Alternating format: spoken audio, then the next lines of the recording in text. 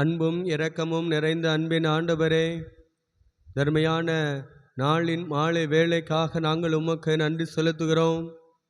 லெந்தனும் நாட்களினுடைய 4வது வார கன்வென்ஷன் கூடுகையின் 1வது நாள் உடைய சமூகத்தில் வந்து ஆராதிக்க கூடி வந்திருக்கிறோம். உடைய சமூகத்தில் எங்களுக்கு இந்த கன்வென்ஷன் கூடுகை சிறப்பானதாக அமையற்றும். குறிப்பாக ஆண்டவரே, உடைய சமூகத்திலே லெந்தனும் நாட்களிலே அதிகமாக வேதத்தை வாசிக்கிறவர்களாக, அதிகமாக உடைய ஆலயத்தை நேசிக்கிற அன்பு பிள்ளைகளாய் காணப்பட தாராதனை ஏதுகரமாய் இருக்கட்டும். தொடக்கம் முதல் முடிவு வரை நீர் பிரசன்னராயிரும். நாம மாத்திரம் மகிமைப்படட்டும்.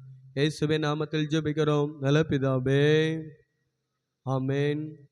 ஆண்டவரும் அருமை இரட்சகருமாய் இருக்கிற இயேசு கிறிஸ்துவின் இடையினேற்ற நாமத்தினால் உங்கள் அனைவருக்கும் மாலை நேர வாழ்த்துதலை தெரிவித்துக் கொள்கிறேன்.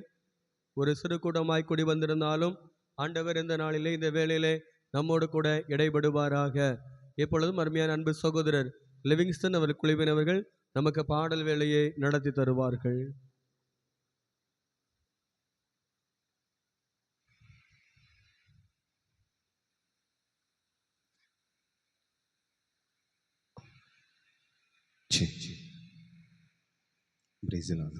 ஹல்லேலூயா, ஹல்லேலூயா. ஆண்டவரும் இரட்சகரும் இயேசு கிறிஸ்துவின் ஈடு இணையில்லா இந்த இன்ப நாமத்தினாலே இந்த நல்ல நாளிலும் உங்களோடு கூட இணைந்து ஆண்டவரை மகிமைப்படுத்துவதற்கு ஆண்டவர் கொடுத்த அருமையான வாய்ப்புக்காக நம் தேவாதி தேவனுக்கு நன்றி செலுத்தி சில தெரிந்த பாடல்கள் நாம் பாடி நம் இயேசப்பாவை நாம் சேர்ந்து மகிமைப்படுத்தலாம். அல்லேலூயா. கர்த்தரை ஏகமாய் நீங்கள் துதியுங்கள், அவர் நடத்தும் செயல்களை நீங்கள் பார்த்தோரை நீங்கள் துதியுங்கள். வல்லமாயாய் கிரியை செய்யும் வல்லோரை துதியுங்கள். எல்லோரையும் ஏற்றுக்கொள்ளும் இயேசு அப்பாவை நீங்கள் கரங்களை தட்டி துதிங்கள். எல்லோருக்கும் தெரிந்த ஒரு பழைய பாடல் நாம் சேர்ந்து பாடுவோம். இயேசு அப்பாவின் நாமத்தை நாம் சேர்ந்து எல்லோரும் மகிமைப்படுத்தலாம். ஆமென். நன்றி இயேசுவே. Thank you பா.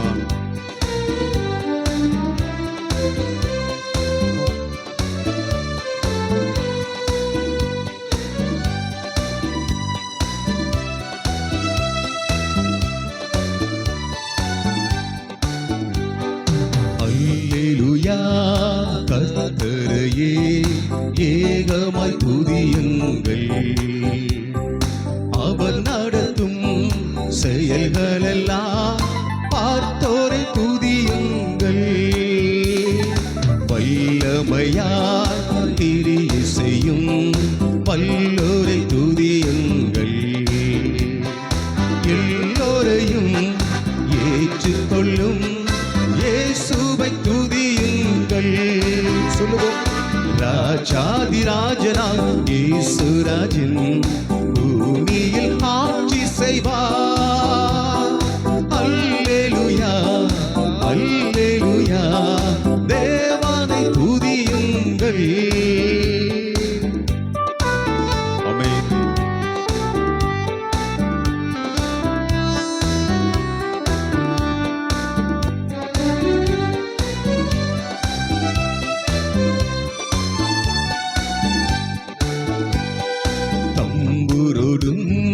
வீரையோடும் கர்த்தரை துதியுங்கள். இரத்தத்தினால் பாவங்களை போக்கினால் துதியுங்கள். எக்காலமும் கைத்தாளமும் முழங்கிட துதியுங்கள். எக்காலமும் மாறாதவர் இயேசுவை துதியுங்கள். சேர்ந்து சொல்லுவோம். ஆமென். ராஜாதிராஜனாம் இயேசுராஜன் பூமியில் ஆட்சி செய்வார். அல்லேலூயா, அல்லேலூயா. தேவனை துதியுங்கள். ஆமென்.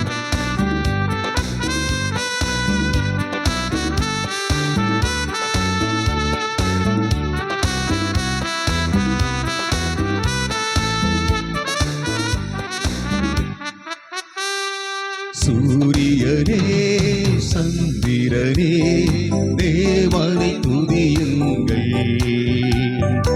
ஒளியதனை எங்கள் உள்ளம் அளித்தோரை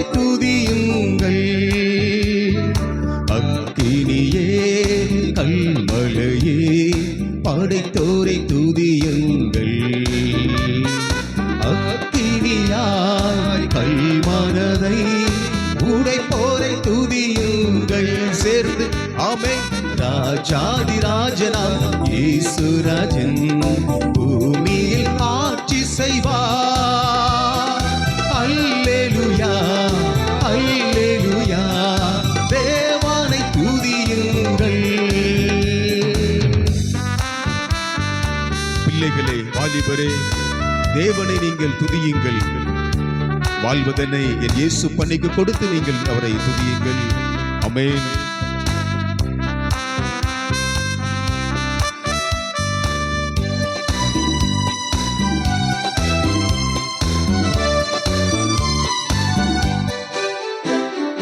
பிள்ளைகளே, வாலிபரே, தேவனை துதியுங்கள். வாழ்வதனை அவர் பணிக்கே கொடுத்து நீ துதியுங்கள்.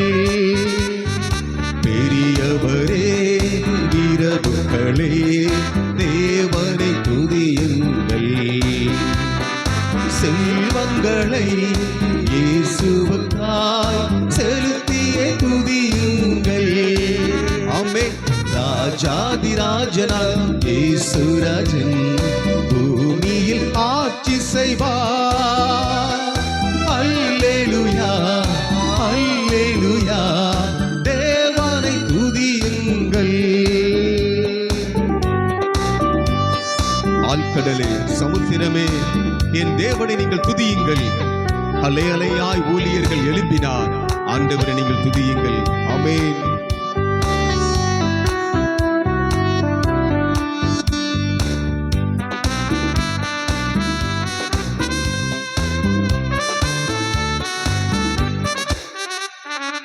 ஆழ்கடலே, சமுத்திரமே, தேவனை துதியுங்கள்.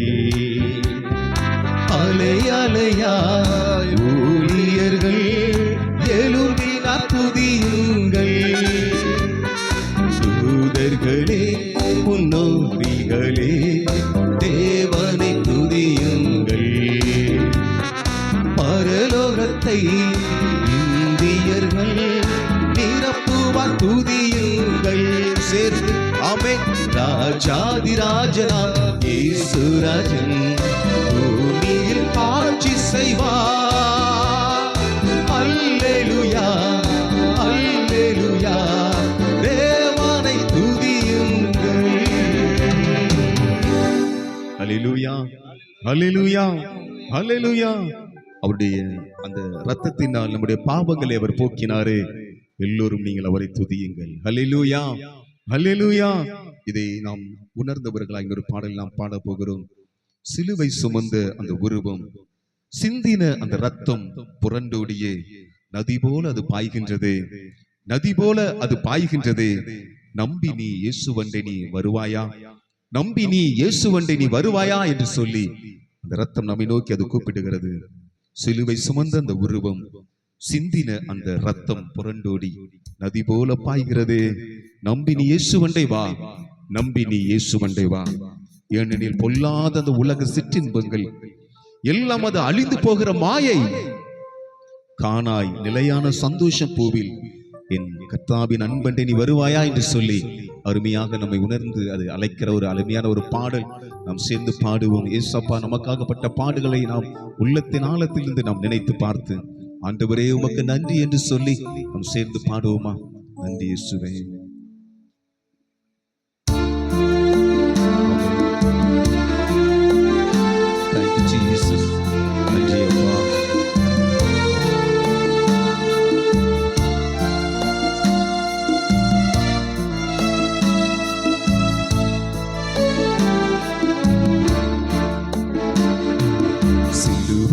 சுமந்த உருவம், சிந்தின ரத்தம் புரண்டோடியே நதி போலவே பாய்கின்றதே. நம்பி இயேசுவண்டை வா, நம்பி இயேசுவண்டை வா. பொல்லா உலகம் ஆண்டவரே, சிற்றின்மைகள் எல்லாம் அது அழிந்து போகிறதப்பா. காணாத நிலையான சந்தோஷ பூவில் இயேசுவின் அன்பை நீ வருவாயா, இயேசுவின் அந்த அன்பண்டை நீ வருவாயா? ஆமென். Thank you Jesus. நன்றி இயேசுவே.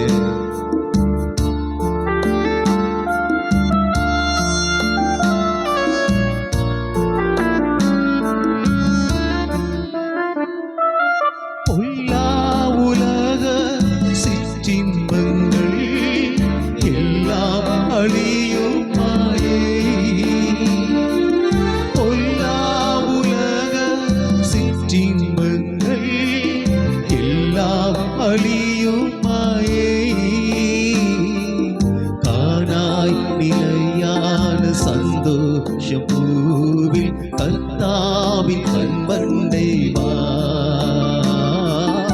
ஆனாய் நிலையான சந்தோஷம் பூவில் கர்த்தாவின் கண்பண்டை வா. சிலுவை சுமந்த உருவம் சிந்தின ரத்தம் புரண்டோடியே நதி போலவே பாய்கின்றதே. நம்பி இயேசுவண்டை வா, நம்பி இயேசுவண்டை வா. ஆத்தும மீட்பை பெற்றிடாமல் ஆத்துமம் அது நஷ்டமடைந்தால் லோகம் முழுவதும் ஆதாயமாக்கியும் நமக்கு லாபம் ஒன்றுமில்லையே, நமக்கு லாபம் ஒன்றுமில்லையே. நாம் உணர்ந்து சொல்லுவோமா? ஆத்தும மீட்பை நாம் பெற்றிடுவோம். ஆண்டவரே உமக்கு நன்றி இயேசுவே.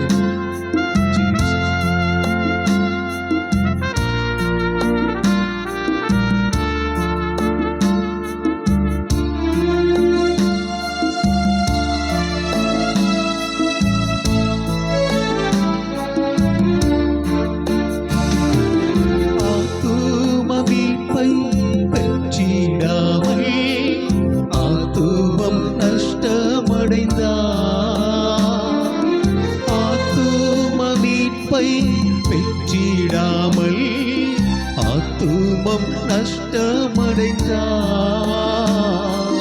லோகம் முழுவதும் ஆதாயமாக்கியும் லாபம் ஒன்றும் இல்லை. லோகம் முழுவதும் ஆதாயமாக்கியும் லாபம் ஒன்றும் இல்லை. சிலுவை சுமந்த உருவம் சிந்தின ரத்தம் புரண்டோடிய நதி போலவே பாய்கின்றதே. நம்பி இயேசுவண்டை வா, நம்பி இயேசுவண்டை வா. பாவ மனித ஜாதிகளே, பாசமாய் மீட்க என் ஆண்டவர் வந்தாரே. பாவ பரிகாரி கர்த்தர் இயேசுநாதர் நம்முடைய பாவத்தை எல்லாம் அவர் சுமந்தாரே. நம்பி இயேசுவண்டை வருவாயா? நீ நம்பி இயேசுவண்டை வருவாயா? ஆமென். நன்றி இயேசுவே.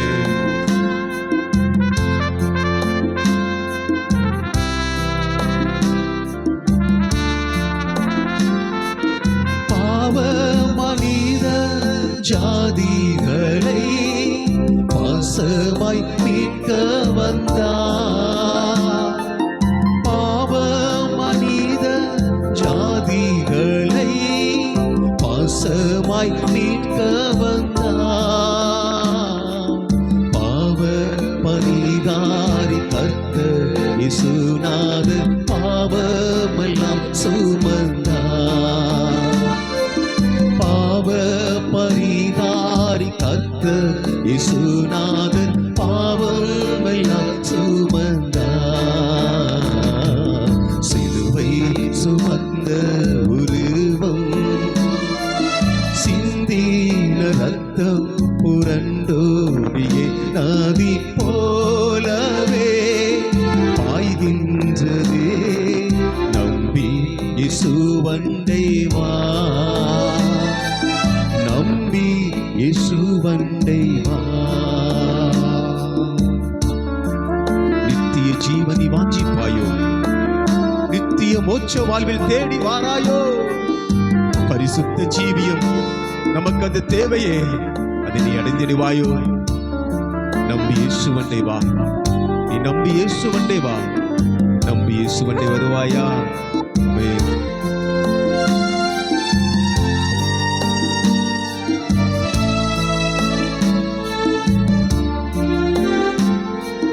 நித்திய ஜீவன் வாஞ்சிப்பாயோ, நித்திய மோட்ச வாழ்வில். நித்திய ஜீவன் வாஞ்சிப்பாயோ, நித்திய மோட்ச வாழ்வில். தேடி வாராயோ பரிசுத்த ஜீவியம் தேவை, அதை அடைவா. தேடி நீ வாராயோ பரிசுத்த ஜீவியம் தேவை, அதை அடைவா. சிலுவை சுமந்த உருவம், சிந்தின ரத்தம் புரண்டோடிய நதி போலவே பாய்கின்றதே. நம்பி இயேசுவண்டை வா, நம்பி இயேசுவண்டை வா. தாகம் அடைந்தோம் எல்லோருமே, தாகத்தை தீர்க்கவாறும் ஆண்டவர், ஜீவ தண்ணீரான கர்த்தர் இயேசுநாதர் ஜீவன் உமக்கு அளிப்பாரே, ஜீவன் அவர் உமக்கு அளிப்பாரே. இயேசுவண்டை வருவாயா? நீ நம்பி இயேசுவண்டை ஓடி வருவாயா? இயேசுவண்டை அழைக்கிறார். ஆமென்.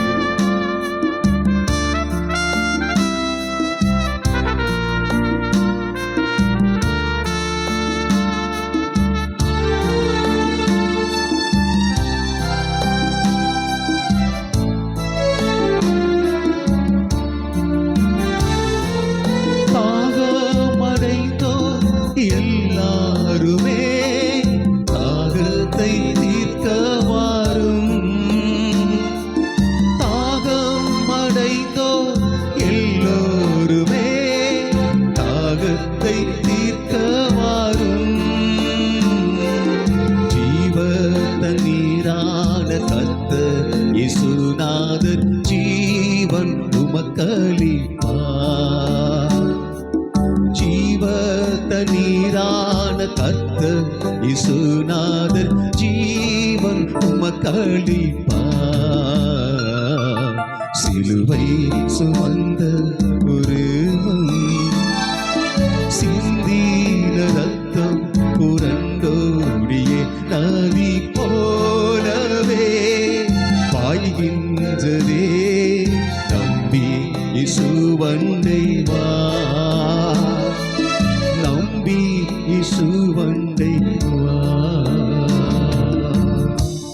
ஹல்லேலூயா, ஹல்லேலூயா. பாவ மனித ஜாதிகளை பாசமாய் மீட்க வந்தவர் நமது ஆண்டவர். பாவ பரிகாரி கர்த்தர் இயேசுநாதர் நம்முடைய பாவம் எல்லாத்தையும் அவர் சுமந்தாரே. ஹல்லேலூயா, ஹல்லேலூயா. நாம் செய்த பாவங்களை ஆண்டவர் சுமந்தார். அதை உணர்ந்தவர்கள் ஒரு பாடலை நாம் சேர்ந்து பாடுவோமா? தெரிந்த ஒரு பாடல். எனக்காய் அவர் ஜீவன் விட்டவரே, என்னோடு இருக்க என் ஆண்டவர் எழுந்தவரே, என்னை என்றும் அவர் வழி நடத்துவாரே, என்னை சந்திக்க என் இயேசு அவர் வந்திடுவார். இயேசு எனக்கு போதும், இயேசு மாத்திரம் எனக்கு போதும் என்று சொல்லி அர்த்தத்தை விழுந்து நம்ம இந்த பாடலை பாடுவோமா? பிசாசின் சோதனைகள் எவ்வளவுதான் அது பெருகிட்டாலும் சோர்ந்து போகாமல் நாம் முன் செல்ல, இயேசு எனக்கு போதும், இயேசு எனக்கு போதும் என்று தெரிந்த பாடல் நாம் கரங்களை தட்டி பாடுவோம். இயேசுப்பாவை நாமத்தை நாம் சேர்ந்து நாம் மகிமைப்படுத்துவோம்.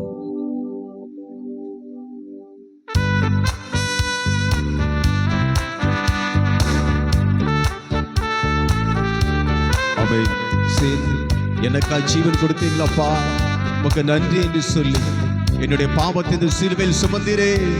ஆண்டவரே உமக்கு நன்றி ஆண்டவரே. Thank you Jesus.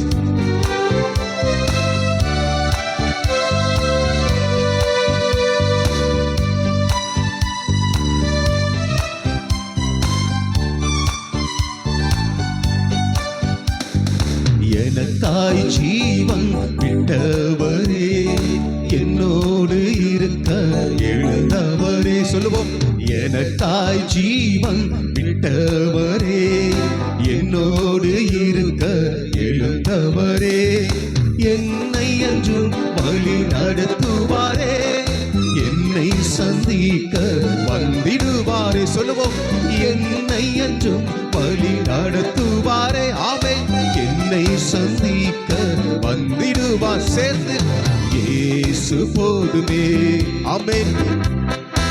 இயேசு போதுமே. எந்த நாளிலுமே நீலையிலுமே எந்த வாழ்வினிலே இயேசு போதுமே. உலகமும் மாமிசமும் மயக்கிட்டாலும் மயக்கிடாமல் முன்னேற இயேசு எனக்கு போதுமே.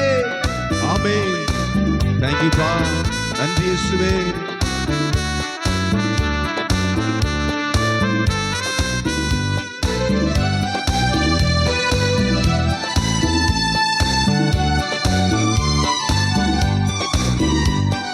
பிசாசின் சோதனை பெருகிட்டாலும் சோர்ந்து போகாமல் உன் செல்லவே. சொல்லுவோம், பிசாசின் சோதனை பெருகிட்டாலும் சோர்ந்து போகாமல் உன் செல்லவே. உலகமும் மாமிசமும் மயங்கிட்டாலும் மயங்கிடாமல் முன்னேறவே. ஆமே. உலகமும் மாமிசமும் மயங்கிட்டாலும் மயங்கிடாமல் முன்னேற. சேர்ந்து இயேசு போதுமே. ஆமே. இயேசு போதுமே. எந்த நாளிலுமே நீலையிலுமே எந்த வாழ்வினிலே இயேசு போதுமே.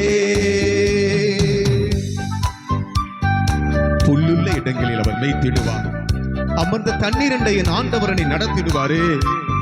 ஆத்துமாவை தினமும் அவர் தேய்ச்சிடுவார். மரண பள்ளத்தாக்கிலே காத்திடுவார் என் ஆண்டவர். இயேசு என் வாழ்வில் போதுமே. ஆமென்.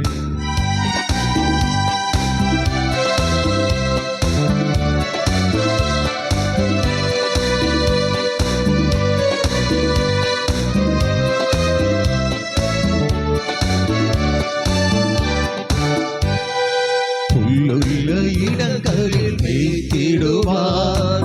அமர்ந்த தண்ணீரண்டை நடத்திடுவார். சொல்லுவோம், புல்லுள்ள இடங்களில் மேய்த்திடுவார். அமர்ந்த தண்ணீரண்டை நடத்திடுவார். ஆத்துமாவை தினம் தேற்றிடுவார். மரண பள்ளத்தாக்கில் காத்திடுவார். சேர்ந்து ஆத்துமாவை தினம் தேற்றிடுவார். மரண பள்ளத்தாக்கில் காத்திடுவார். சொல்லுவோம், இயேசு போதுமே. ஆமென். இயேசு போதுமே.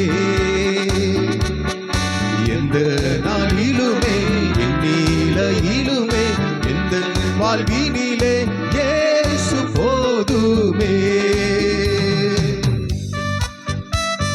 மனிதர் என்னை கைவிட்டாலும் மாமிசம் அழுகி அது நாரிட்டாலும் என்னுடைய ஐஸ்வர்யம் யாவும் அது அழிந்திட்டாலும் ஆகாதவன் என்று என்னை தள்ளிவிட்டாலும் இயேசு எனக்கு போதுமே.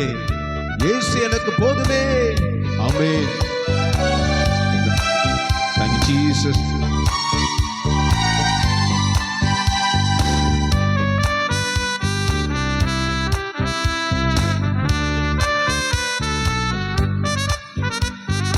மனிதர் என்னை கைவிட்டாலும் மாமிசம் அழுகி நாரிட்டாலும். சொல்லுவோம், மனிதர் என்னை கைவிட்டாலும் மாமிசம் அழுகி நாரிட்டாலும் ஐஸ்வர்யம் யாவும் அழிந்திட்டாலும் ஆகாதவன் என்று தள்ளிவிட்டாலும் ஐஸ்வர்யம் யாவும் அழிந்திட்டாலும் ஆகாதவன் என்று தள்ளிவிட்டாலும் சொல்லுவோம், இயேசு போதுமே. ஆமென். இயேசு போதுமே. எந்த நாளிலுமே என் நிலையிலுமே எந்த வாழ்வினிலே இயேசு போதுமே.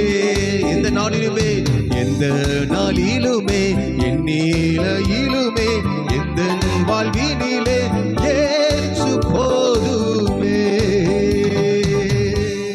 ஹல்லேலூயா, ஹல்லேலூயா. ஆமென். எத்தனை பிரச்சனைகள் வந்தாலும், எத்தனை போராட்டங்கள் வந்தாலும், எத்தனை கஷ்டங்கள் வந்தாலும் இயேசு எனக்கு போதும். ஹல்லேலூயா, ஹல்லேலூயா. அதை உணர்ந்தவர்களாய் ஒரு பாடல் நாம் சேர்ந்து பாடப் போகிறோம். உலகோர் உன்னை பகைத்தாலும் உண்மையாய் நீ என்னிடத்தில் அன்பு கூறுவாயா? உற்றார் உன்னை வெறுத்தாலும் உந்தன் சிலுவையை நீ சுமப்பாயா? உந்தன் சிலுவையை நீ சுமப்பாயா என்று சொல்லி ஆண்டவர் நம்மை பார்த்து அவர் கேட்கிறார். நாம் என்ன சொல்ல போகிறோம்? ஆமென். உனக்காக நான் மரித்தேனே, உனக்காக நான் மரித்தேனே, எனக்காய் நீ என்ன செய்ய போகிறாய்?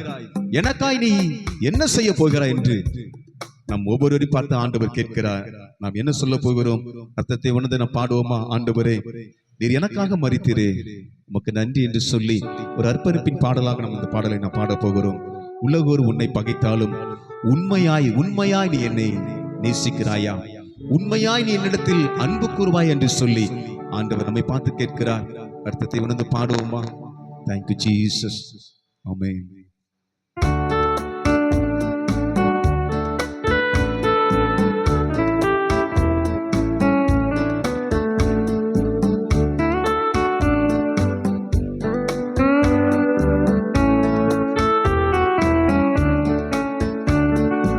உலகோர் உன்னை பகைத்தாலும் உண்மையாய் அன்பு கூறுவாயா? உற்றார் உன்னை வெறுத்தாலும் உந்தன் சிலுவை சுமப்பாயா? உந்தன் சிலுவை சுமப்பாயா? உனக்காக நான் மரித்தேனே, எனக்காக நீ என்ன செய்தாய்? உனக்காக நான் மரித்தேனே, எனக்காக நீ என்ன செய்தாய்? எனக்காக நீ என்ன செய்தாய்? உலக மேன்மை அற்பம் என்றும் உலக ஆஸ்தி எல்லாம் குப்பை என்றும் உன் உள்ளத்தில் இன்று நீ கூறுவாயா? உன் உள்ளத்தில் இருந்து நீ கூறுவாயா? என்னுடைய ஊழியம் செய்ய நீ வருவாயா? இயேசு உங்களை அழைக்கிறார். என் ஊழியம் செய்ய நீ வருவாயா? என் ஊழியம் செய்ய நீ வருவாயா? உனக்காக நான் மரித்தேன், எனக்காய் நீ என்ன செய்ய போகிறாய்? எனக்காய் என்ன செய்ய போகிறாய்? ஆமென். Thank you, God.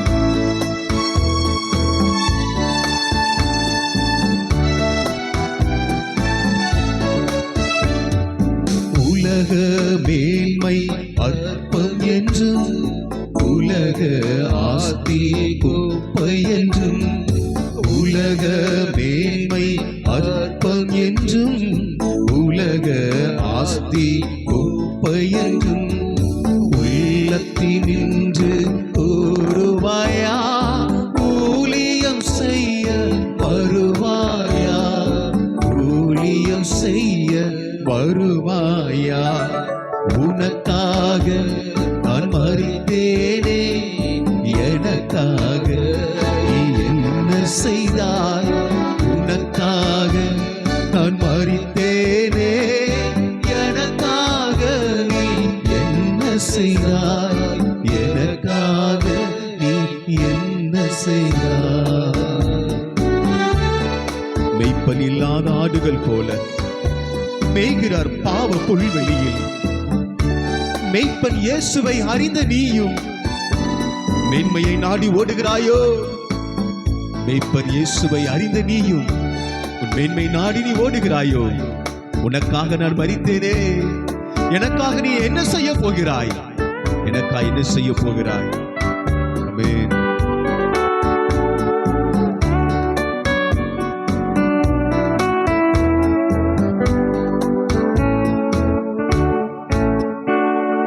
மெய்ப்பங்கில்லாத ஆடுகள் போல் மேய்கிறார் பாவ புல்வெளியில். மெய்ப்பங்கில்லாத ஆடுகள் போல் மேய்கிறார் பாவ புல்வெளியில். மெய்ப்பன் இயேசுவை அறிந்த நீயும் மேன்மையை நாடி ஓடுவாயோ? மேன்மையை நாடி ஓடுவாயோ? உனக்காக நான் மரித்தேனே, எனக்காக நீ என்ன செய்தாய்? உனக்காக நான் மரித்தேனே, எனக்காக நீ என்ன செய்தாய், எனக்காக நீ என்ன செய்தாய். இயேசு என்றார் என்ன விலை என்று கேட்டிடும் எத்தனையோ பேர் இன்னும் வாழ்கிறார்களே. இயேசு என்றால் என்ன விலை என்று கேட்டிடும் எத்தனையோ பேர் இன்னும் இருக்கிறார்களே. பிள்ளைகள் அப்பம் கேட்கின்றனர், பிள்ளைகள் அப்பம் கேட்கின்றனர். ஜீவ அப்பம் நீ கொடுப்பாயா? உனக்காக நான் மரித்தேன், எனக்காய் நீ என்ன செய்ய போகிறாய், எனக்காய் நீ என்ன செய்ய போகிறாய்? ஆமென்.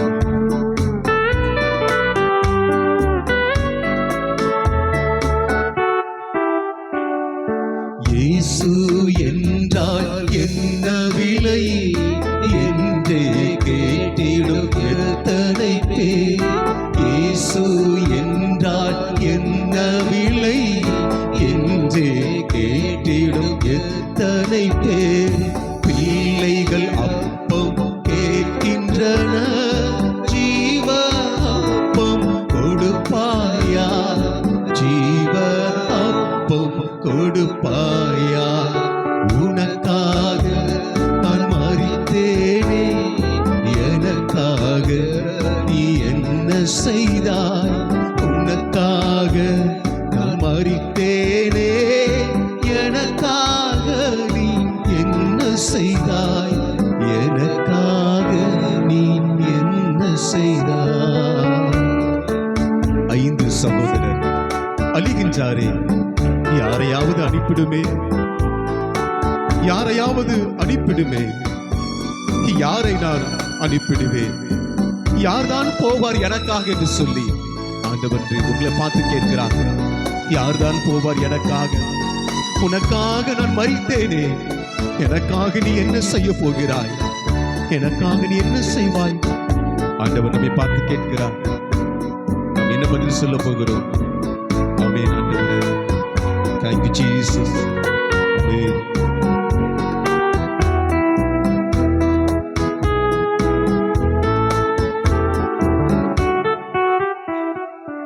ஐந்து சகோதரர் அழிகின்றாரே, யாரையாவது அனுப்பிடுமே.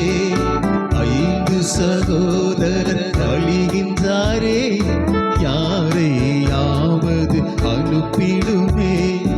யாரை நான் அனுப்பிடுவே, யார்தான் போவார் எனக்காக, யார்தான் போவார் எனக்காக.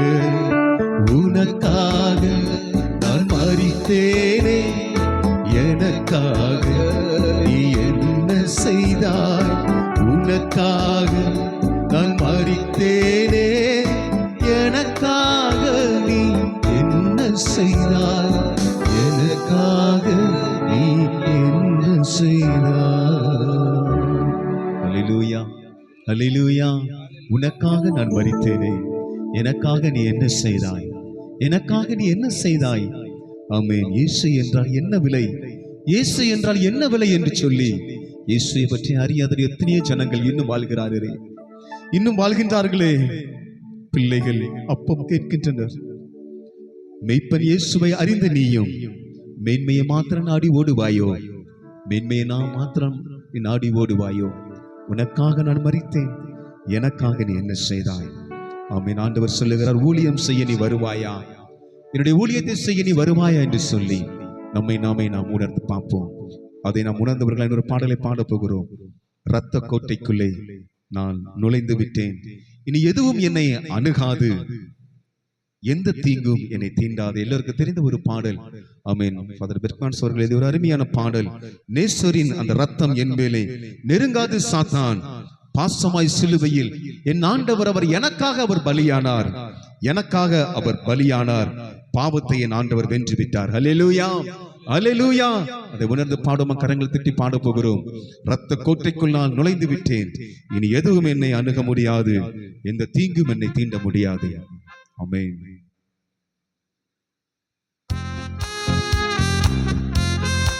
எல்லா கரங்களை தட்டி இயேசப்பா நமக்காகப்பட்ட பாடுகளை நினைத்து, ஆண்டவரே உம்முடைய ரத்தம் என்னுடைய பாவத்தை கழுவினதே, உமக்கு நன்றி என்று சொல்லி, நன்றி அப்பா.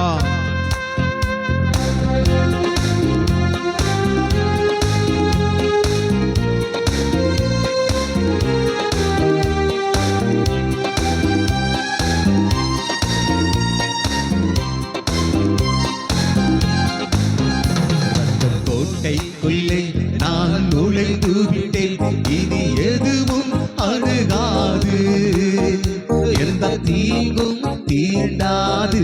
சேர்ந்து அமைந்த கோட்டைக்குள்ளே நான் நுழைந்து விட்டேன், இனி எதுவும் அணுகாது, எந்த தீங்கும் தீண்டாது.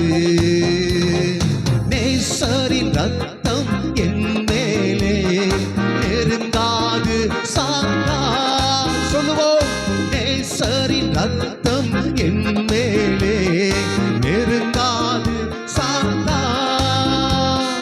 பாசமை சிலுவையில் பலியானார், பாவத்தை வென்று விட்டார் இயேசு.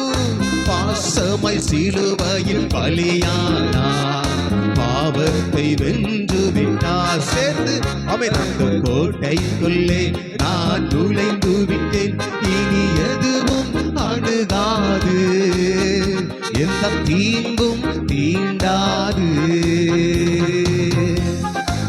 இம்மட்டும் உதவின எபினேசர், இனியும் என்னை என் ஆண்டவர் காத்திடுவாரே. உலகில் இருக்கும் அவனை விட என் தேவன் பெரியவரே. ஆமென். நன்றி இயேசுவே.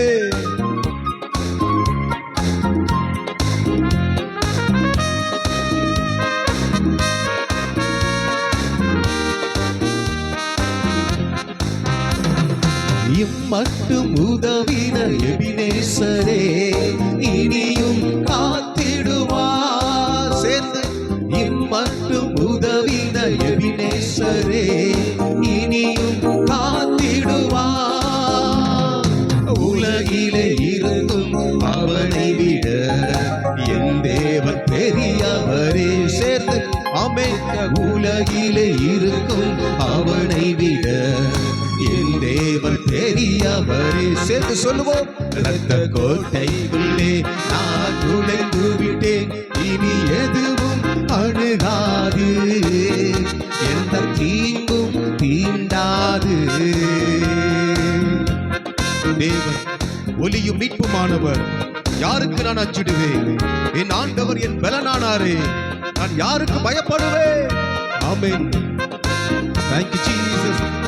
நன்றி அப்பா.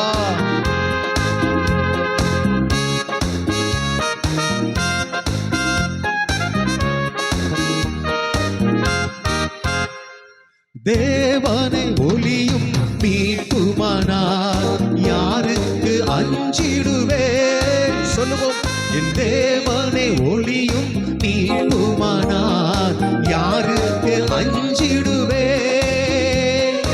அவரே என் வாழ்வில் பலனானார், யாருக்கு பயப்படுவேன்? ஆமென்.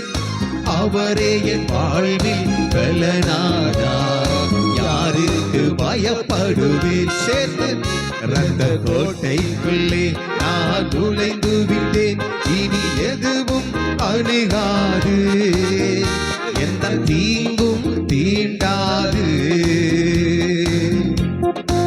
தாய் தன் பிள்ளையை மறந்தாலும் மறவாத என் ஆண்டவரே, என்னை போல நீர் நடத்துகிறீரப்பா, எங்களை அபிஷேகம் செய்கிறீரே.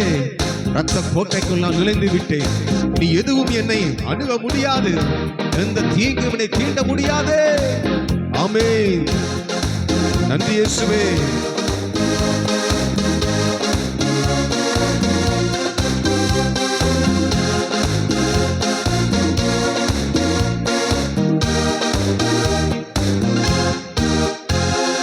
தாய் தன் பிள்ளையை மறந்தாலும் மறவாத என் நேசரே. தாய் தன் பிள்ளையை மறந்தாலும் மறவாத என் நேசரே. ஆயனை போல நடத்துகின்றேன், அபிஷேகம் செய்கின்றேன். என்னை ஆயனை போல நடத்துகின்றேன், அபிஷேகம் செய்கின்றேன். சேர்ந்து சொல்லுவோம். ரத்த கோட்டைக்குள்ளே நான் நுழைந்து விட்டேன், இனி எதுவும் அணுகாது, எந்த தீங்கும் தீண்டாது. மலைகள் குன்றுகள் விலகினாலும் ஆண்டவரே உடைய கிருபை ஒருபோதும் எங்களை விட்டு மாறாதது. ஆண்டவரே உடைய அநாதி சிநேகத்தால் எங்களை இழுத்துக் கொண்டீங்களப்பா, அனைத்து எங்களை சேர்த்துக் கொண்டீரே, உமக்கு நன்றி என்று சொல்லி ஆமென். Thank you Jesus.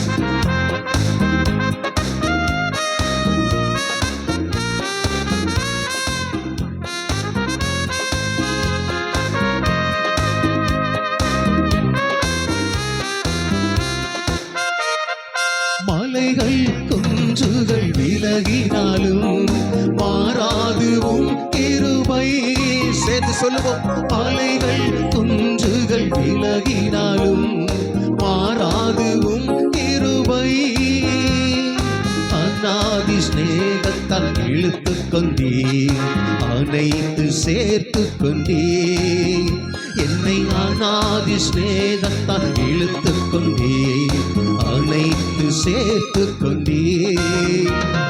கோட்டைக்குள்ளே நான் நுழைந்து விட்டேன், இனி எதுவும் அணுகாது, எந்த தீங்கும் தீண்டாது. சேர்ந்து சொல்லுவோம். அந்த கோட்டைக்குள்ளே நான் நுழைந்து விட்டேன், இனி எதுவும் அணுகாது, எந்த தீங்கும் தீண்டாது. ஹல்லேலூயா, ஹல்லேலூயா. நம்ம அப்படியே நாம் எழுந்திருந்து ஒரே ஒரு பாடலை பாடும் பொழுது நம்முடைய காணிக்கை ஆண்டவருக்கு நாம் அர்ப்பணிப்போம். அழகான கண்கள் என்னை கண்டது ஆண்டவரே, ஆண்டவரே உம்முடைய அழகான கண்கள் என்னை கண்டதப்பா. முடிந்ததென்று நினைத்த நான் இன்றும் நான் உயிர் வாழ்கிறேன், இன்றும் நான் உயிர் வாழ்கிறேன். யாரும் அறியாத என்னை நன்றாய் அறிந்தவர் நீர், தூக்கி எறியப்பட்ட என்னை வேண்டுமென்று சொன்னவரும் நீர். அழகான கண்கள் என்னை கண்டது நன்றி என்று சொல்லி எல்லோரும் எழுந்திருந்த இந்த பாடலை பாடும் பொழுது நம்மை நம்முடைய காணிக்கை ஆண்டவருக்கு நாம் அர்ப்பணிப்போம். Thank you Jesus. நன்றி இயேசுவே, நன்றி அப்பா. Thank you Jesus. நன்றி ஆண்டவரே. Thank you Father.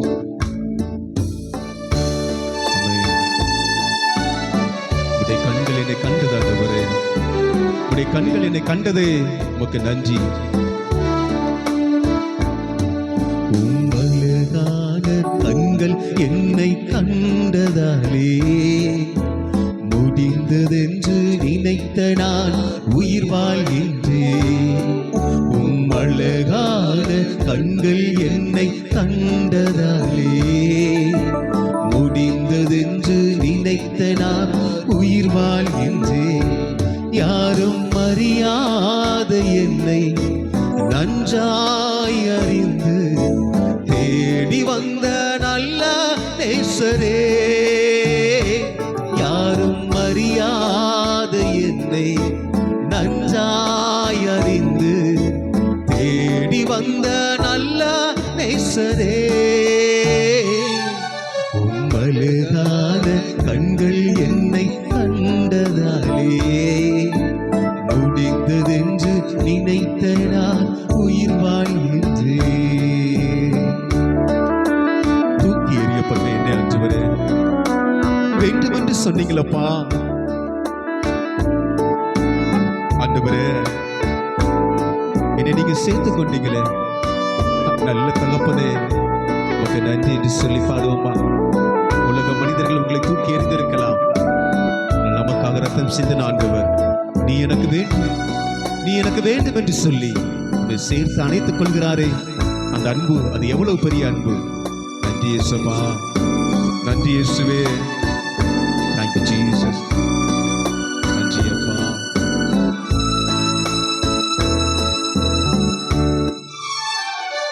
தூக்கி எறியப்பட்ட என்னை வேண்டுமென்று சொல்லி சேர்த்து கொண்ட நல்ல நேசரே, தூக்கி எறியப்பட்ட என்னை வேண்டுமென்று சொல்லி சேர்த்து கொண்ட நல்ல நேசரே.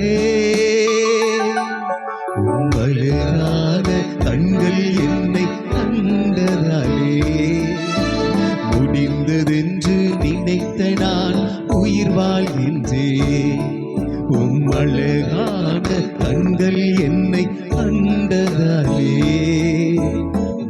முடிந்ததென்று நினைத்த நான் உயிர் வாழ்கின்றேன்.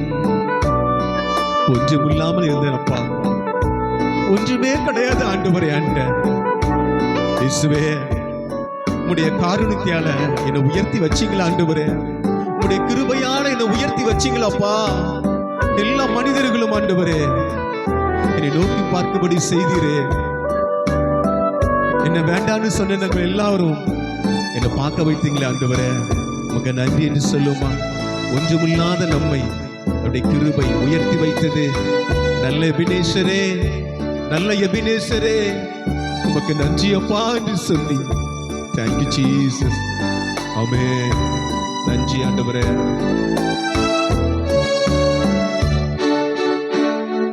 ஒன்றுமில்லாத என்னை உம் காருண்யத்தாலே உயர்த்தி வைத்த நல்ல நேசரே. சொல்லுங்க, உள்ளத்திலிருந்து சொல்லுங்க. இல்லாத என்னை உம் காருண்யத்தாலே உயர்த்தி வைத்த நல்ல நேசரே. மீண்டும் சேர்ந்து ஒன்றும் இல்லாத என்னை உம் காருண்யத்தாலே உயர்த்தி வைத்த நல்ல நேசரே. உம்மழகான கண்கள் என்னை கண்டதாலே முடிந்ததென்று நினைத்த நான் உயிர் வாழ்கின்றேன். உம்மழகான கண்கள் என்னை கண்டதாலே முடிந்ததென்று நினைத்த நான் உயிர் வாழ்கின்றேன், உயிர் வாழ்கின்றேன். நின்றவாறு நம்மையும் நம்முடைய காணிக்கைகளையும் ஆண்டுடைய கருத்தில் அர்ப்பணிப்போம். அன்பு நிறைந்த ஆண்டவரே, மீண்டுமாக இந்த வேலைக்காக உமக்கு நன்றி செலுத்துகிறோம். உடைய சமூகத்தில் கூடி வந்து உம்மை ஆராதிக்க கூடி வந்திருக்கிறோம். உம்மை ஆராதித்தோம் ஆண்டவரே. இந்த வேளையிலே உமக்கென்று காணிக்கை படைத்து இருக்கிறோம். நீர் எங்களுக்கு கொடுத்திருக்கிற ஆசீர்வாதம், அதிலிருந்து ஒரு சிறு பகுதியை உமக்கென்று படைத்திருக்கிறோம். படைத்த ஒவ்வொருவரையும் ஆண்டவரே அங்கீகரிப்பீராக, ஏற்றுக்கொள்வீராக. வானத்திலும் பூமியிலும் உள்ளவைகள் எல்லாம் உம்முடையவைகள். உமது கரத்திலே வாங்கி உமக்கு கொடுக்கிறோம். ஆமேன். உட்காருவோம். மீண்டுமாக அவருடைய சமூகத்திலே இந்த 4வது வார கன்வென்ஷன் கூடுகையின் 1வது நாளிலே வந்திருக்கிற யாவரையும் நான் வாழ்த்தி வரவேற்கிறேன். ஆண்டவருடைய கிருபை உங்களோடு கூட நிறைவாய் தங்கியிருப்பதாக. நாளை தினம் பரிசுத்த ஓய்வு நாள். 5:30 மணி ஆராதனை, 7 மணி ஆராதனை காலை ஆராதனையாகவும், மாதத்தின் கடைசி ஞாயிறாக இருப்பதால் 9 மணி ஆராதனை துதி ஆராதனையாகவும் நடைபெறும். நாளை மாலையிலும் கன்வென்ஷன் கூடுகை நடைபெறும். திருச்சிபலி யாவரும் கலந்து கொள்ள அன்போடு கேட்டுக்கொள்கிறோம். இந்த நாளிலும் நாளை மாலை நடைபெற கன்வென்ஷன் கூடுகையிலும் என்னை வார்த்தை பகிர்ந்து கொள்ளும்படியாக வந்திருப்பவர் அன்பு பேராசிரியர் ஜோசப் கிறிஸ்துதாஸ் அவர்கள். போப் கல்லூரியிலே ஓய்வு பெற்ற முதல்வராக இருந்தவர்கள். நான் 2003ஆம் ஆண்டு முதல் 6வது ஆண்டு வரை இந்த கல்லூரியிலே பிஎஸ்சி மேக்ஸ் படித்தேன். அப்பொழுது முதல் 2 ஆண்டுகள் சாரிடம் ஆங்கிலம் நான் பயின்றேன். அவருடைய மாணவன் என்பதில் நான் பெருமை கொள்கிறேன். அதற்கு பின்பதாக அவர்கள் முதல்வராக பதவி உயர்வு பெற்ற பின்பு போப் கல்லூரி ஒரு தன்னாட்சி இயக்கமாக ஒரு ஏகிரட அந்தஸ்தோடு வளர்வதற்கு அண்ணாவுடைய பங்கு மிகப்பெரிய பங்கு. அது நிமித்தமாக ஆண்டவருக்கு நான் மிகுந்த நன்றிகள் ஏறெடுக்கிறேன். அன்னார் அவர்கள் இந்த வேளையிலே இந்த வார்த்தையை நம்மிடத்தில் பகிர்ந்து கொள்வார்கள். அவர்கள் திருச்சபையின் சார்பாக வாழ்த்தி வரவேற்கிறேன். துணைவியார் அவர்கள் வந்திருக்கிறார்கள், அவளை நான் வாழ்த்தி வரவேற்கிறேன். இப்பொழுது நாம் தெய்வ வார்த்தைக்குள்ளாக கடந்து செல்வோம்.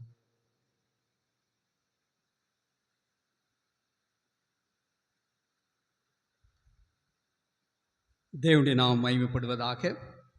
கர்த்தரும் இரட்சகருமாகிய இயேசு கிறிஸ்துவின் இனிய நாமத்தினால குடி வந்திருக்கிறவங்க அனைவரையும் வாழ்த்துகிறேன். இந்த லெந்து நாட்களின் கூட்டங்களில் உங்களோடு கூட வந்து தேவனை ஆராதிக்கத்தக்கதாகவும், தேவனுடைய வார்த்தையை பகிர்ந்து கொள்ளத்தக்கதாகவும் தேவன் கொடுத்த நல்ல வாய்ப்புக்காக என் தேவனை துதிக்கிறேன். இதற்கு காரணமாயிருந்த சபையின் போதகரவர்களுக்கும் மற்றவர்களுக்கு என் நன்றியை தெரிவித்துக் கொள்கிறேன். இந்த அருமையான நாளிலும் கூட உங்களோடு கூட பகிர்ந்து கொள்ளும்படியாக எடுத்துக்கொண்ட வேத பகுதி எபேசியர் சபைக்கு பவுல் அப்போஸ்தலன் எழுதிய முதல் அதிகாரத்தில் கடைசி பகுதியில் ஒரு விண்ணப்பத்தோடு கூட ஆரம்பிக்கின்றார். அதனுடைய அடிப்படையில் நாம் தியானிக்க போகிறோம். அதற்கு முன்னதாக தேவன் நமக்கு ஒத்தாசையை தரும்படியாக அவரே நம் மத்தியில் வார்த்தையை கொடுக்கும்படியாய் அவரை நோக்கி பார்ப்போம். மிகுந்த வல்லமையும் கிருபையும் நிறைந்த எங்கள் பரலோக பிதாவே, இந்த அருமையான நாளிலும் கூட கர்த்தாவே, உம்முடைய வார்த்தையை அனுப்புவீராக. உம்முடைய ஜனத்தின் மேல் உம்முடைய வசனம் பனியை போல இறங்கும்படியாய் கெஞ்சுகிறேன். நீர் அனுப்பின காரியமாய் கடந்து சென்று நீ நினைத்ததை செய்து முடிக்கும் என்று சொல்லி அறிந்து உம்மை நன்றியோடு துதிக்கிறேன். கர்த்தாவே, உங்களுடைய இருதயங்களை ஆயத்தப்படுத்தும். ஒவ்வொரு வார்த்தையும் கிரியை செய்யத்தக்கதாக எங்களுடைய சிந்தனைகளை எல்லாம் நீர் ஆண்டு கொள்ளும். உம்முடைய ஜனத்தோடு நீர் பேசும். அடியானை மறைத்து நீர் வெளிப்படும். உம்முடைய வல்லமை வெளிப்படட்டும். இயேசு கிறிஸ்துவின் நாமத்தில் கேட்கிறேன் நல்ல பிதாவே. எபேசின் சபைக்கு பவுல் அப்போஸ்தலன் இந்த நிருபத்தை எழுதும்போது அநேக காரியங்களை, ஆவிக்குரிய ரகசியங்களை சொல்லிவிட்டு கடைசியாக நமக்கு தேவை, நம்முடைய தேவனை அறிந்து கொள்ள வேண்டும் என்று சொன்னால் ஞானத்தின் ஆவி, நம்முடைய கண்கள் மனக்கண்கள் திறக்கப்பட வேண்டும் என்று சொல்லி அந்த பகுதியை முடிக்கிறத பார்க்கிறோம். முதலாம் அதிகாரம் 17 to 19 வரைக்கும் நீங்கள் வாசித்தீங்கன்னா புரியும். நான் இன்றைக்கு உங்களோடு கூட 19ஆம் வசனத்தை மாத்திரம் உங்களோடு கூட பகிர்ந்து கொள்ளப் போகிறேன். ஒருவர் வாசிக்கலாம்.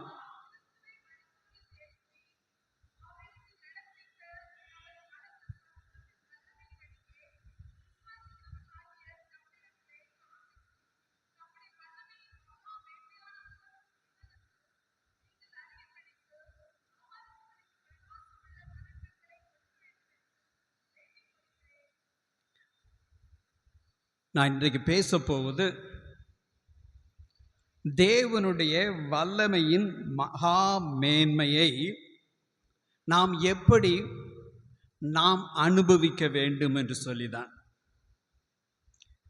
இயேசு கிறிஸ்துவின் சிலுவை பாடு, மரணம், உயிர்த்தெழுதல் எல்லாவற்றையும் நாம் நன்கு அறிந்திருக்கிறோம்.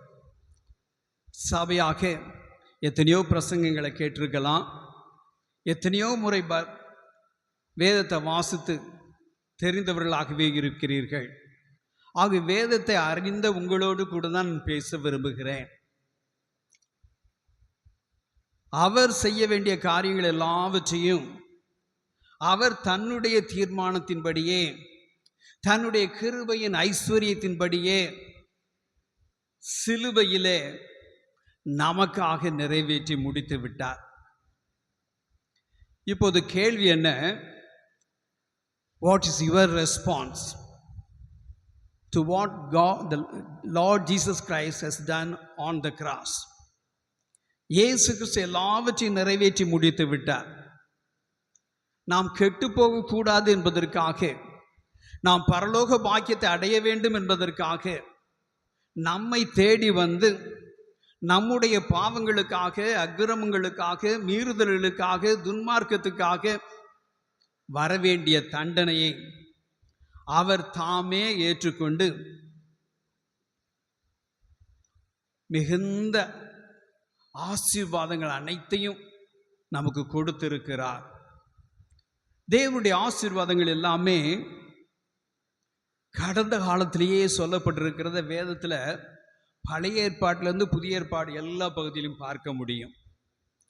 இந்த அதிகாரத்தில் 1ஆம் அதிகாரம் 3ஆம் வசனத்தில் என்ன சொல்லப்பட்டிருக்கு?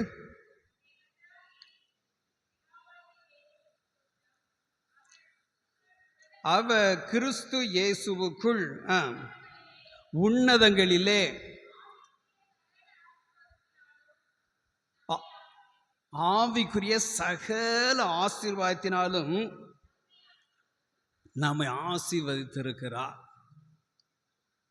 ஏற்கனவே அவர் செய்துட்டாராம். வேதத்தில் சொல்லப்பட்டிருக்கிற ஆசீர்வாதங்கள் எல்லாமே நான் சொன்னேன் கடந்த காலத்தில் தான் இருக்கும். ஆபிரகாம்கிட்ட சொன்னார், இந்தந்த பகுதியெல்லாம் நான் உனக்கு கொடுத்தேன். ஆதியாகமம் 15ஆம் அதிகாரம் 21ஆம் வசனம் என்று நினைக்கிறேன், கடைசி வசனம் சொல்லுகிறது, இதெல்லாம் கொடுத்துட்டேன்.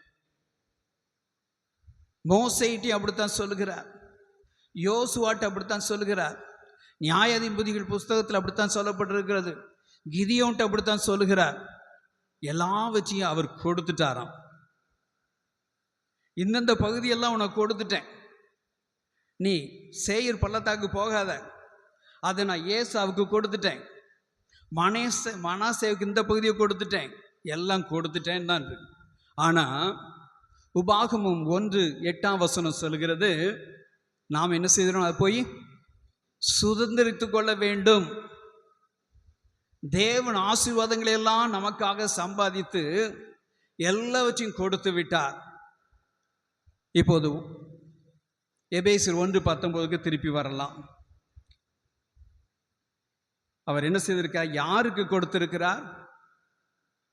விசுவாசிக்கிற நமக்கு. என்ன கொடுத்திருக்கிறாரு? கிறிஸ்துவை மரித்தோரிலிருந்து எழுப்பி அவரிடத்தில் நடப்பித்த தமது பலத்த சத்துவத்தின் வல்லமையின் படியே. மரித்த இயேசு கிறிஸ்துவ 3 நாட்கள் கழித்து உயிரோடு அப்படியே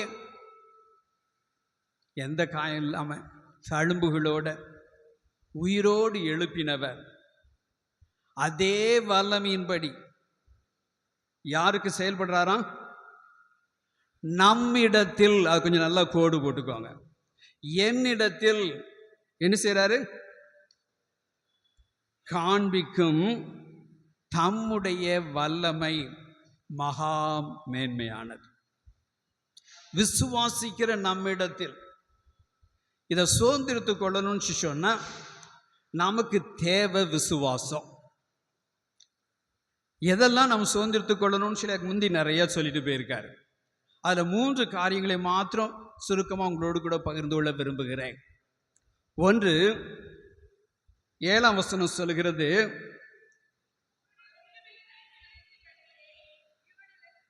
இயேசு கிறிஸ்துவுக்குள் அப்படின்னு சொல்லப்பட்டிருந்தது அல்லவா? இயேசு கிறிஸ்துவுக்குள்ள தான் எல்லா ஆசீர்வாதங்களும் அருளப்படுகிறது. இயேசு கிறிஸ்துவுக்குள் என்ன கொடுக்கப்படுது? பாவ மன்னிப்பாகிய மீட்பு. இதான் முதலாவது அவருடைய ரட்சிப்பின் தீர்மானம். சிலுவையில் நான் பாவமாக நான் அப்படி சமூகத்தில் வர முடியாது. என்னுடைய பாவத்தை அவர் ஏற்றுக்கொண்டு என்னை நீதிமான் ஆக்கணும்னு சொன்னால் எப்படி நீதிமானாக்க முடியும்? நான் அதை விசுவாசித்தா போதும். வேத வசனம் கொஞ்சம் கூட மாறாது. அதில் கொஞ்சம் கூட நம்ம சந்தேகப்படக்கூடாது. அவருடைய பாடு மரணங்களை குறித்து ஏசாயா 53ஆம் அதிகாரத்தில் மிக அழகாக சொல்லப்பட்டிருக்குது. கடைசியாக அது சொல்லப்பட்டிருக்கிறது, அவரே நீதிமானாக்குவாராம். 11ஆம் வசனம்,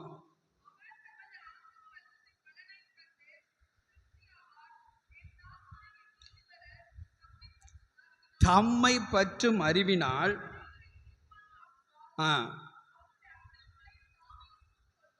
அநேகரை நீதிமான்களாக்குவார். ஒருவேளை நீங்க அதை விசுவாசிக்கிறீங்களோ இல்லையோ, பிசாசு இதை விசுவாசி. ஒரு முறை எங்கள் வீட்டுக்கு ஒரு என்னுடைய சொந்தக்கார பிள்ளை தான், இதே சண்முகபுரத்தில் இருந்தான். நான் 3ஆம் மைலில் இருக்கிறேன். அங்கே அழுகையோடு கூட ஒரு ரிக்ஷாவில் கடந்து வந்துட்டான். வந்த உடனே அவளுக்கு ப்ராப்ளம்னு எனக்கு நல்லா தெரியும். அப்போ பார்த்து ஒரு ஊழியக்காரன் எங்கள் வீட்டில் இருந்தார். அப்போது அவளுக்கு முதல்ல ஜெபம் பண்ணிட்டு நம்ம கடந்து செல்லலான்னு சொல்லி அவளுக்கு ஜெபம் பண்ண சொன்னேன். ஜெபம் பண்ண உடனே உள்ளேருந்து பிசாசு ஆட ஆரம்பிச்சிச்சு. அவர் என்னெல்லாமோ செஞ்சு பார்த்தாரு, போகிற மாதிரி இல்லை. உடனே இந்த அதிகாரத்தை எடுத்து வாசிக்க சொன்னார். இதை வாசிக்கும்போது அநேக பகுதியில் நிற்பாட்டிட்டு மாட்டேன்னுச்சு, சில பகுதியை மாற்றி வாசிச்சு. அவர் வாயை திறவாதிருந்தார்ங்கிற வசனம் வரும்போது அவர் வாயை திறந்தார். பாருங்க, பிசாசு எப்படி தேவனுக்கு நேரடியாக, வார்த்தைக்கு நேரடியாக எதிர்த்து நிற்குன்னு சொல்லி பார்த்தேன். இந்த 11ஆம் வசனம் வந்தபோது நான் வாசிக்க மாட்டேன், அதை எப்படி நான் விடுவேன், அநேகர நீதிமான்களாக நான் எப்படி விடுவேன். இன்றைக்கு இந்த சகோதரிய அவனுடைய சகோதரனுக்கு கோபம் மூட்டி தீ குளிக்க வச்சிடணும்னு சொல்லி நான் தீர்மானம் போட்டேன். இவளோ ஊழிஞ்சேர மாமா வீட்டுக்கு வந்துட்டாலே, அநேக காரியங்களை சொல்லிச்சு. இவ அநேக முறை ஆலயத்துக்கு போய் தன்னை காப்பாற்றிக்கிறா. பாருங்க, அதே சண்முகபுரத்தில் இப்போ இருக்க பீட்டர் சர்ச் தான், பக்கத்தில் வீடு. ஆனால் இந்து குடும்பம், தேவனை அறியாத குடும்பம்.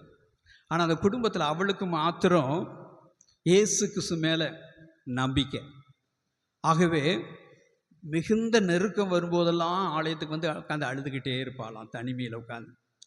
ஐயரம்மா வந்து ஏதாவது ஆலோசனை சொல்லுவாங்க, ஆறுதல் அடைந்து சென்று விடுவான். தேவன் இந்த ஒவ்வொரு வார்த்தையும் அப்படியே நிறைவேற்றுகிறவன். இந்த வார்த்தை கொஞ்சம் கூட மாறாது. நாம் சந்தேகப்படுறதுனால தான் அப்படி ஆசீர்வாதங்கள் எல்லாவற்றையும் இழந்து போகிறோம். இஸ்ரேல் ஜனங்களுக்கு தேவன் கானான வாக்குத்தத்தம் பண்ணினார். ஆனால் என்னாகும் 14ஆம் அதிகாரத்தில் பார்த்தீங்கன்னு சொன்னால் 12ஆம் வசனம் 24ஆம் வசனங்கள்லாம் வாசித்தீங்கன்னு சொன்னால் இந்த ஜனங்கள் விசுவாசிக்கலை. தேவன் அவர்களோடு கூட இருந்து அநேக அற்புத அடையாளங்களை செய்து அவர்களை வழி நடத்திட்டு வந்த பிறகும் கூட அவர்களோடு மேகஸ்தம்பத்திலும் அக்னி ஸ்தம்பத்திலும் கூடவே இருந்த போதிலும் கூட அவர்கள் அடையாளங்களெல்லாம் கண்டும் விசுவாசியாக இருந்தார்கள். 11ஆம் வசனம் என்ன சொல்லுது? சகல அடையாளங்களையும் அவர்கள் கண்டும் எதுவரைக்கும் என்னை விசுவாசியாதிருப்பார்கள். 24ஆம் வசனத்தையும் வாசித்து பார்த்தீங்கன்னு சொன்ன 22ஆம் வசனத்தை வாசித்து பார்ப்பீங்கன்னு சொன்னா,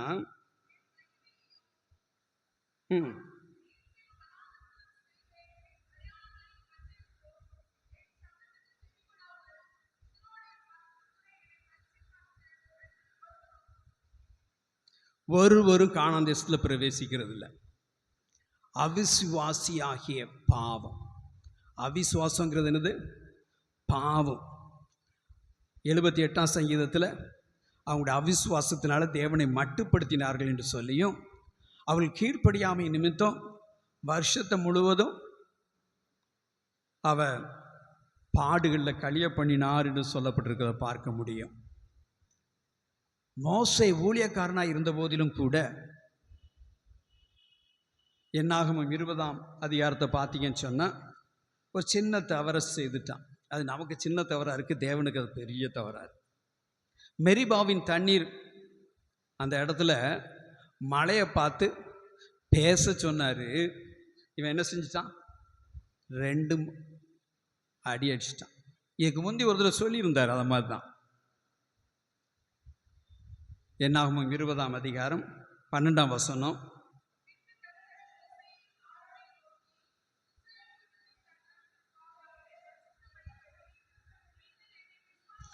நீங்கள் என்னை விசுவாசியாமல் போனபடியினால்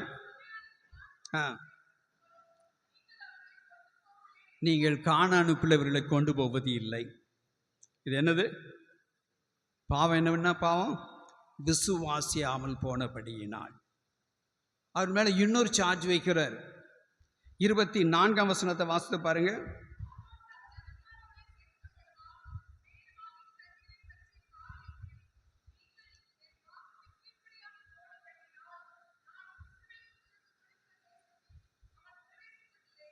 கீழ்ப்படியாமல் போன பாவத்தினால்.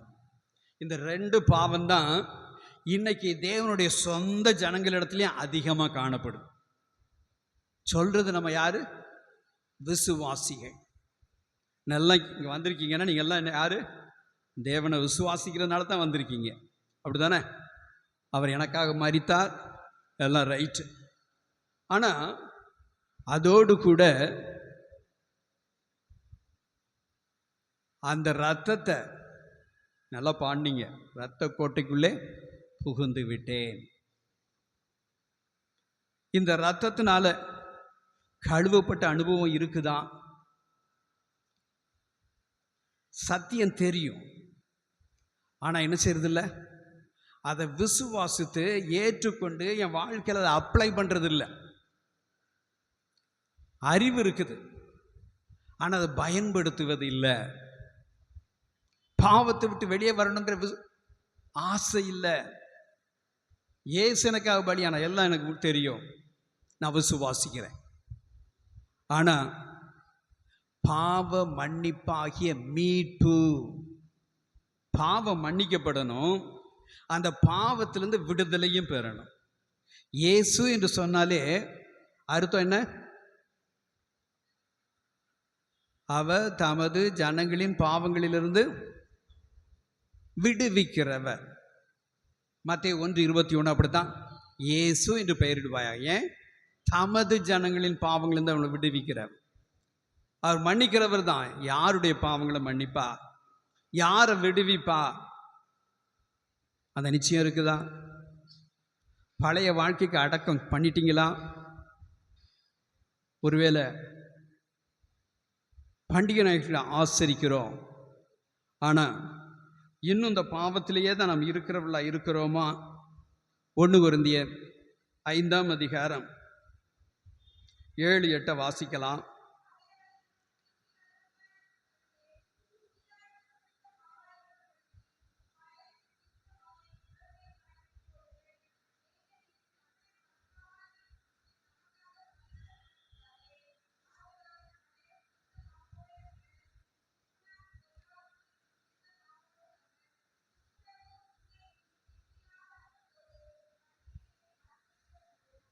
பஸ்கா பண்டிகை நம்ம ஆசரிக்க, இப்போ நம்ம கிறிஸ்து உயிர்த்தெழுந்த பண்டிகை ஆசரிக்கத்தான் ஆயத்தப்படுகிறோம். துர்க்கணத்தோடு கூட அல்ல. மீட்புனா என்ன? பாவ பழக்க வழக்கங்களிலிருந்து, பழைய பாவத்திலிருந்து மீட்கப்பட வேண்டும்.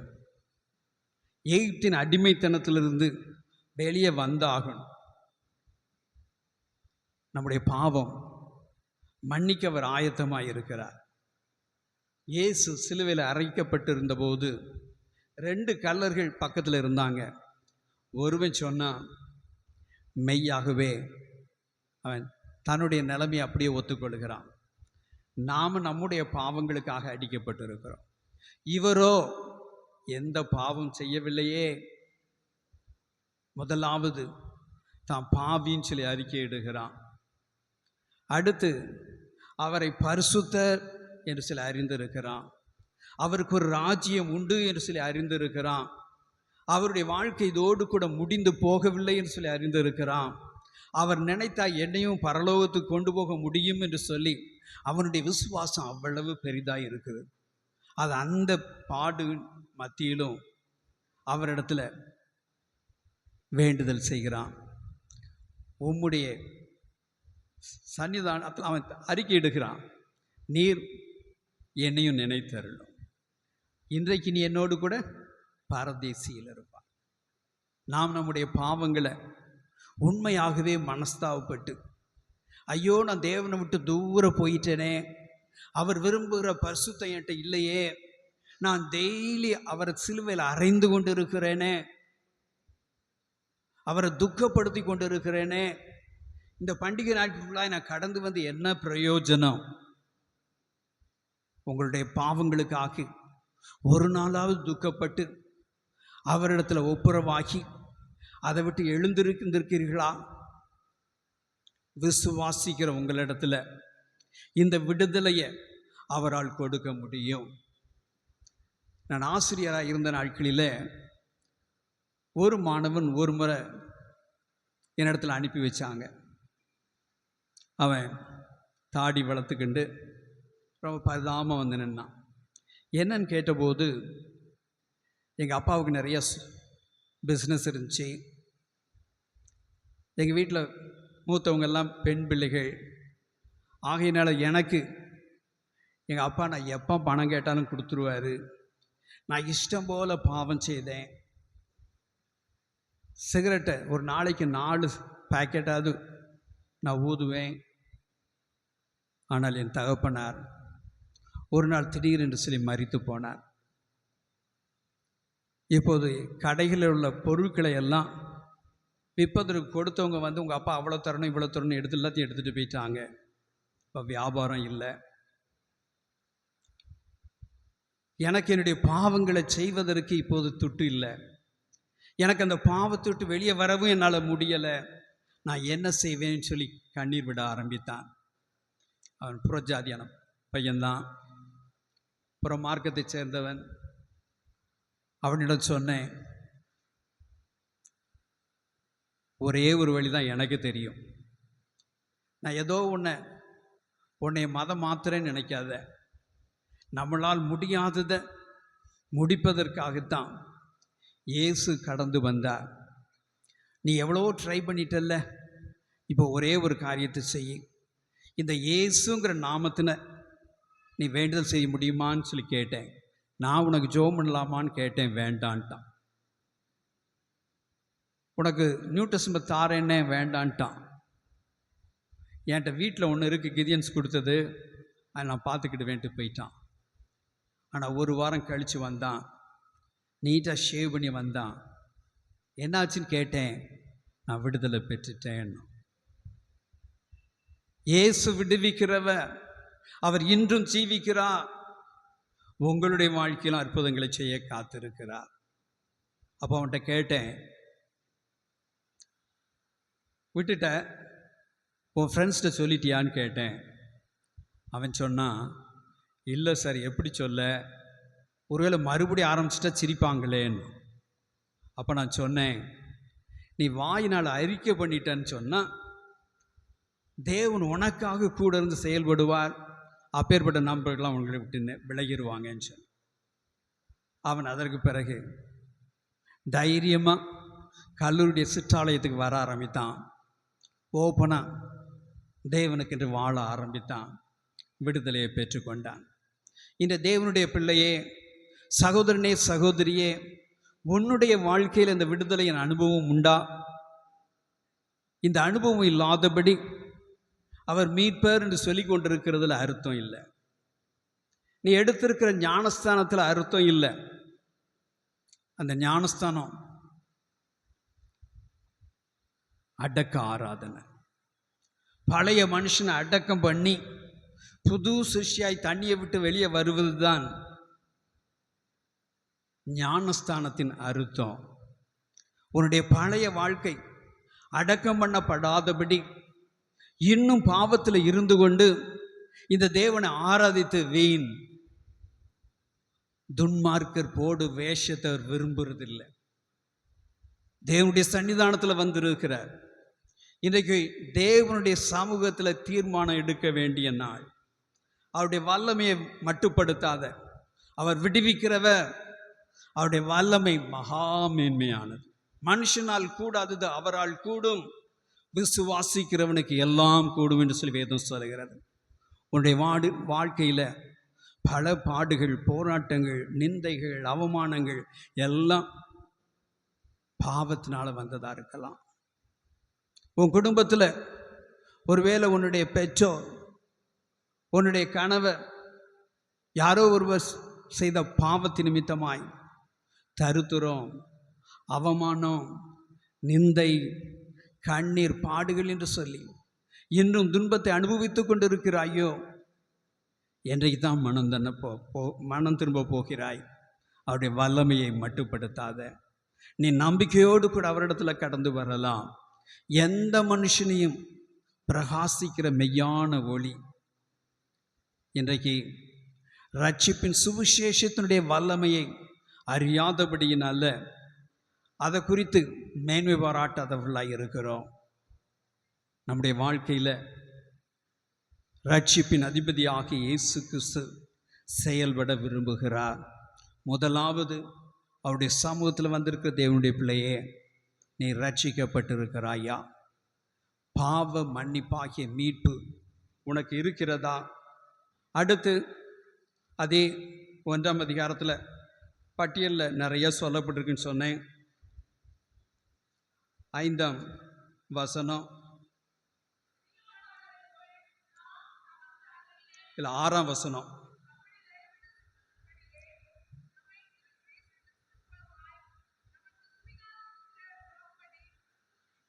நாம் யாராகணுமா? அவருடைய சொந்த பிள்ளைகள் ஆகணும்னு சொல்லி. நீங்கள்லாம் தேவாதி தேவன் சர்வ வல்லமையுள்ள தேவனுடைய பிள்ளைகளாக மாறணும்னு சொல்ல அவருடைய திட்டம். அதுக்காகத்தான் பலியானார். நீங்கள் எல்லாம் அவருடைய பக்கமாக திரும்பிடணும், அவருடைய பிள்ளைகளாக மாறிவிட வேண்டும். ஒரு கெட்ட குமாரனை போல அவரை விட்டு தூர போயிருந்திருக்கலாம். பிசாசுடைய ஆதிக்கத்தில் நீங்கள் காணப்பட்டிருக்கலாம். உங்கள் மனம் போன ஒரு வாழ்க்கையை வாழ்ந்து கொண்டு இருந்திருக்கலாம். அதைத்தான் 2ஆம் அதிகாரம் 2ஆம் வசனம் சொல்கிறது. இவ்வுலக வழக்கத்திற்கு ஏற்றபடியாகவும் கீழ்ப்படியாமையின் பிள்ளைகளிடத்தில்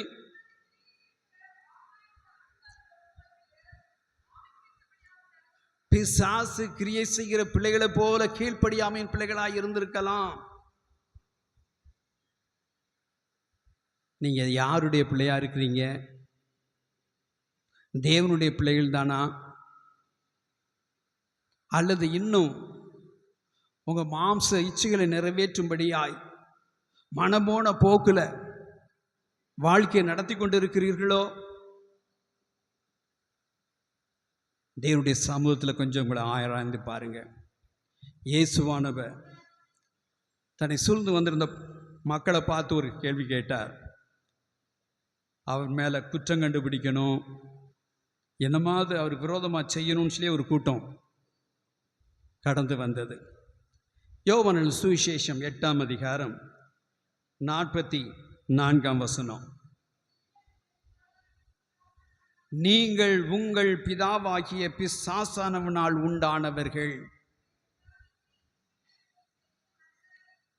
அவனை ப்ளீஸ் பண்ணி பிரியப்படுத்தும்படியாய் அவனுடைய இச்சையின்படியே செய்ய விருப்பமாய் இருக்கிறீர்கள். அவன் கொலைபாதகன்,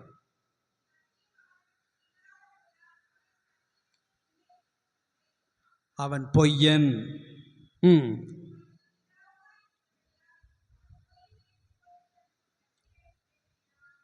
இன்றைக்கு நீங்களும் பொய் பேசுகிற வழக்கத்தில் இருக்கீங்களா? அவனை ப்ளீஸ் பண்ணுற மாதிரி உங்கள் நடக்க அமைஞ்சிருக்குதா? உங்கள் பேச்சு, உங்களுடைய பார்வை, உங்களுடைய விருப்பம். இன்றைக்கி நிறைய பேருக்கு இங்கே வர்றதுக்கு இஷ்டம் இல்லை. நிறைய சேரலாம் சும்மா இருக்கு. ஏன் தெரியுமா? அவங்களுக்கு வேற ஒரு இடத்துல வேலை இருக்கு. அவங்க பிதா என்ன சொல்கிறாங்களோ அதை செஞ்சுக்கிட்டே இருப்பாங்க. தேவனை அசட்டப் பண்ணுறவங்க. இன்றைக்கு யாருக்கு முக்கியத்துவம் கொடுக்கீங்க? உண்மையாய் தேவனுடைய பிள்ளைகள்னு சொன்னால் பரிசுத்தமாக வாழ ஒப்பு கொடுத்துருக்கீங்களா? இன்னும் குருட்டு ஆட்டத்தில், இன்னும் கோபம், வெறி, களியாட்டு என்று சொல்லி குடிபோத பல பழக்க வழக்கங்களில் பீடிக்கப்பட்டவர்களாய் தேவனுக்கு அபாத்திரராய் இருக்கிறீர்களோ? உங்களுடைய பிதா யார்? இயேசு கிறிஸ்துவிடத்தில் வருவீங்கன்னு சொன்னான். கெட்ட குமாரன் அப்படித்தான் போனான்.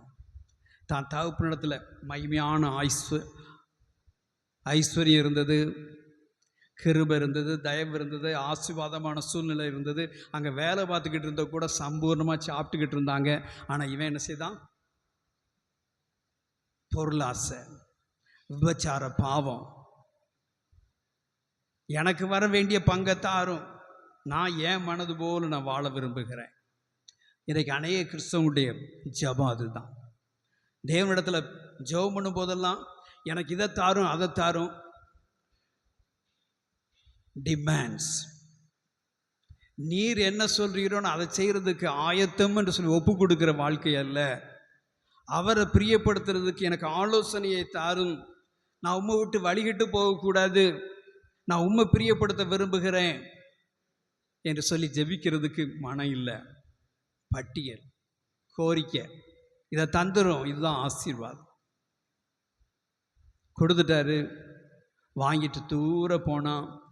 இப்போ தான் குறைபட தொடங்கினான்.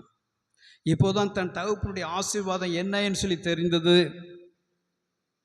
இன்றைக்கி நீங்களும் கூட உங்கள் மனம் போன போக்கில் போனதுனால பல பாடுகளுக்குள்ளதாய் கடந்து வந்துட்டீங்களோ, கண்ணீர்களுக்குள்ளதாய் காணப்படுகிறீர்களோ, இயேசு கிறிஸ்துடைய கரம் குறுகி போகலை, அவருடைய வல்லமை இன்றைக்கும் குறுகி போகலை, அவருடைய அன்பு இன்றும் குறுகலை. அவருடைய கிருபையின் ஐஸ்வர்யத்தின்படியே இன்றைக்கு உங்களை அழைக்கிறவராகவே இருக்கிறார். உங்களுடைய வாழ்க்கையில் ஒரு மாற்றம் தேவை. அவருடைய வல்லமையின்படியே உங்களுடைய வாழ்க்கையை தலைகீழாக மாற்றிடுவார். அவன் திருப்பி வர ஆசையாக பெறப்பட்டான், அவ்வளவுதான். அவரே ஓடி வந்தார், அணைத்து கொண்டார். புது வஸ்திரம், மோதிரம், பாதரட்ச, பெரிய வீட்டில் ஒரு விருந்து. மனம் திரும்புகிற ஒரே பாவியின் நிமித்தம் பரலோகத்தில் மிகுந்த சந்தோஷம். உங்களுடைய வாழ்க்கையில் தேவனுடைய பரிபூர்ண ஆசீர்வாதங்களை பெற்று அனுபவிக்கிறவர்களாக இருக்கீங்களா? அவர் உங்களை மேய்ப்பராக ஏற்றுக்கொண்டா புல்லுள்ள இடங்களில் மேய்ப்பார், அமர்ந்த தண்ணீரண்டை நடத்துவார். நன்மையும் கிருபையும் உங்களுடைய வாழ்நாளெல்லாம் உங்களை தொடரும். நீங்கள் அதை தேட வேண்டிய அவசியமே இல்லை. அவருடைய பிள்ளைகளாக நீங்கள் மாறிட்டீங்கன்னு சொன்னால் அவருடைய உடைமைகள் எல்லாம் உங்களுடையது. அவர் பரிபூர்ண ஆசீர்வாதத்துக்குரியவர்களாக நீங்கள் மாறிடுவீங்க. கானானிய ஸ்திரீயினுடைய நிகழ்ச்சி உங்களுக்கு எல்லாருக்கும் நல்லா தெரியும். மத்தேயு 15ஆம் அதிகாரத்தில் சொல்லப்பட்டிருக்கிறது. இயேசுவானவர் ஊழியம் செய்து கொண்டு 21ஆம் வசனத்தில் தீரு சீதோன் பட்டணங்களின் திசைக்கு போனார். அவர் அந்த பகுதிக்கு போனார். அந்த பகுதியில் இருக்கக்கூடிய கானானிய ஸ்திரீ, அவ யூத ஸ்திரீ அல்ல. ஆனால் பாருங்க, அவளுக்கு ஒரு தேவை இருந்துச்சு. இயேசு கிறிஸ்து வந்திருக்கிறார் என்று சொன்ன உடனே என் மகளுக்கு இருக்கக்கூடிய பிசாசுடைய பிடியிலிருந்து விடுதலை வேண்டும், அதனால் அவரையே பெறப்பட்டு செல்கிறாள். அவர் பின்னதாக கூப்பிட்டுக்கிட்டே போகிறார். அவர் செவித்தாய் சாய்க்கலை. அவங்க சீஷர் கூட சொல்கிறாங்க, கூப்பிட்டுக்கிட்டே இருக்கார, ஏதாவது சொல்லும், வாய் திறக்கலை. மீண்டும் மீண்டும் அவர் கூப்பிடுகிறா. கடைசியாக சொல்கிறார், வாய் திறக்கிறாரு. பிள்ளைகளுடைய அப்பத்தை எடுத்து நாய்க்குட்டிகளுக்கு எப்படி போடுவேன்? பிள்ளைகளுடைய அப்பம் என்னது? சுகம், விடுதலை, பிசாசின் போராட்டத்தில் விடுதலை. இதெல்லாம் யாருக்கு சொந்தம்? அவருடைய சொந்த பிள்ளைகளுக்கு. அவரை தாபரமாக நீங்கள் கொண்டுட்டீங்கன்னு சொன்னால் பொல்லாப்பு உங்களுக்கு நேரிடாது. வலது பக்கத்தில் இடது பக்கத்தில் என்னமும் நடக்கட்டும், ஒன்று உங்களை சேதப்படுத்தாது. அவருடைய வல்லமை மகத்துவத்தை நீங்கள் அறிந்திருக்கிறீர்களா? உங்களுக்கு தேவை விடுதலை மட்டுமல்ல, நீங்கள் அவருடைய பிள்ளைகளாக மாற வேண்டும். அப்பா பிதாவே என்று கூப்பிட பண்ணுகிற அந்த ரிலேஷன்ஷிப்புக்குள்ளே நீங்கள் வரணுங்கிறதுக்கு தான் அவர் சிலுவையிலே பாடுபட்டார். அடுத்து மூன்றாவதாக அவர் வைத்திருக்கிற ஆசீர்வாதம் அவருடைய சுதந்திர ஆகும்படியாக 1ஆம் அதிகாரம் 12ஆம் வசனம்.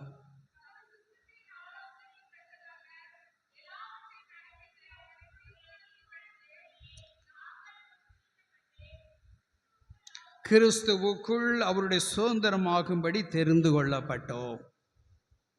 முதலாவது மீட்கப்படுகிறோம், இரண்டாவது பிள்ளைகளாக மாறுகிறோம், மூன்றாவது நாம் இயேசு கிறிஸ்துவுக்கு உடன் சுதந்திரர்.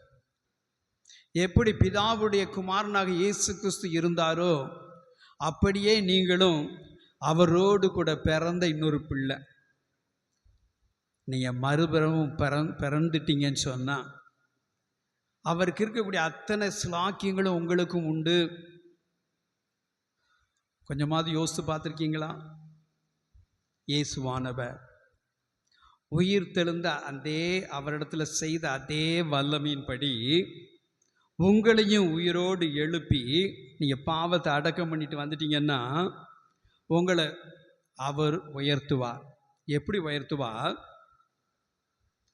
1 அதிகாரம் 20ஆம் வசனம் நானே சொல்லிடுறேன், நீங்கள் வாசிக்க வேண்டாம், நேரம் கடந்து போகிறதுனால வேகமாக சொல்லிட்டு போக விரும்புகிறேன். எல்லா துரைத்தனங்களுக்கும் அதிகாரங்களுக்கும் வல்லமைகளுக்கும் கர்த்தத்துவங்களுக்கும் மேலாக இயேசு கிறிஸ்து உயர்த்தினாராம். உன்னதங்களிலே அவரை உட்காரும்படி செய்தார். இப்போ மீண்டுமாய் 3ஆம் வசனத்தை வாசித்து பாருங்க. பிதா கிறிஸ்து இயேசுவுக்குள் என்ன செய்றாரு? உன்னதங்களிலே ஆவிக்குரிய சகல ஆசீர்வாதத்தினால் நம்மளை ஆசீர்வதித்திருக்கிறார். கிறிஸ்து இயேசுவுக்குள் தான் எல்லாம். அவருக்குள் என்ன ஆசீர்வாதம் இருக்கு? அவரை எப்படி உயிரோடு எழுப்பி பிதாவினுடைய வலது பாரசத்தில் எல்லா அதிகாரங்களுக்கும் மேலே உட்கார பண்ணினாரோ அதே மாதிரி உங்களையும் உட்கார பண்ணுகிறார். வசனம் சொல்லுதா? ஆமென். விசுவாசிக்கீங்களா? 2ஆம் அதிகாரம் 7ஆம் வசனம்.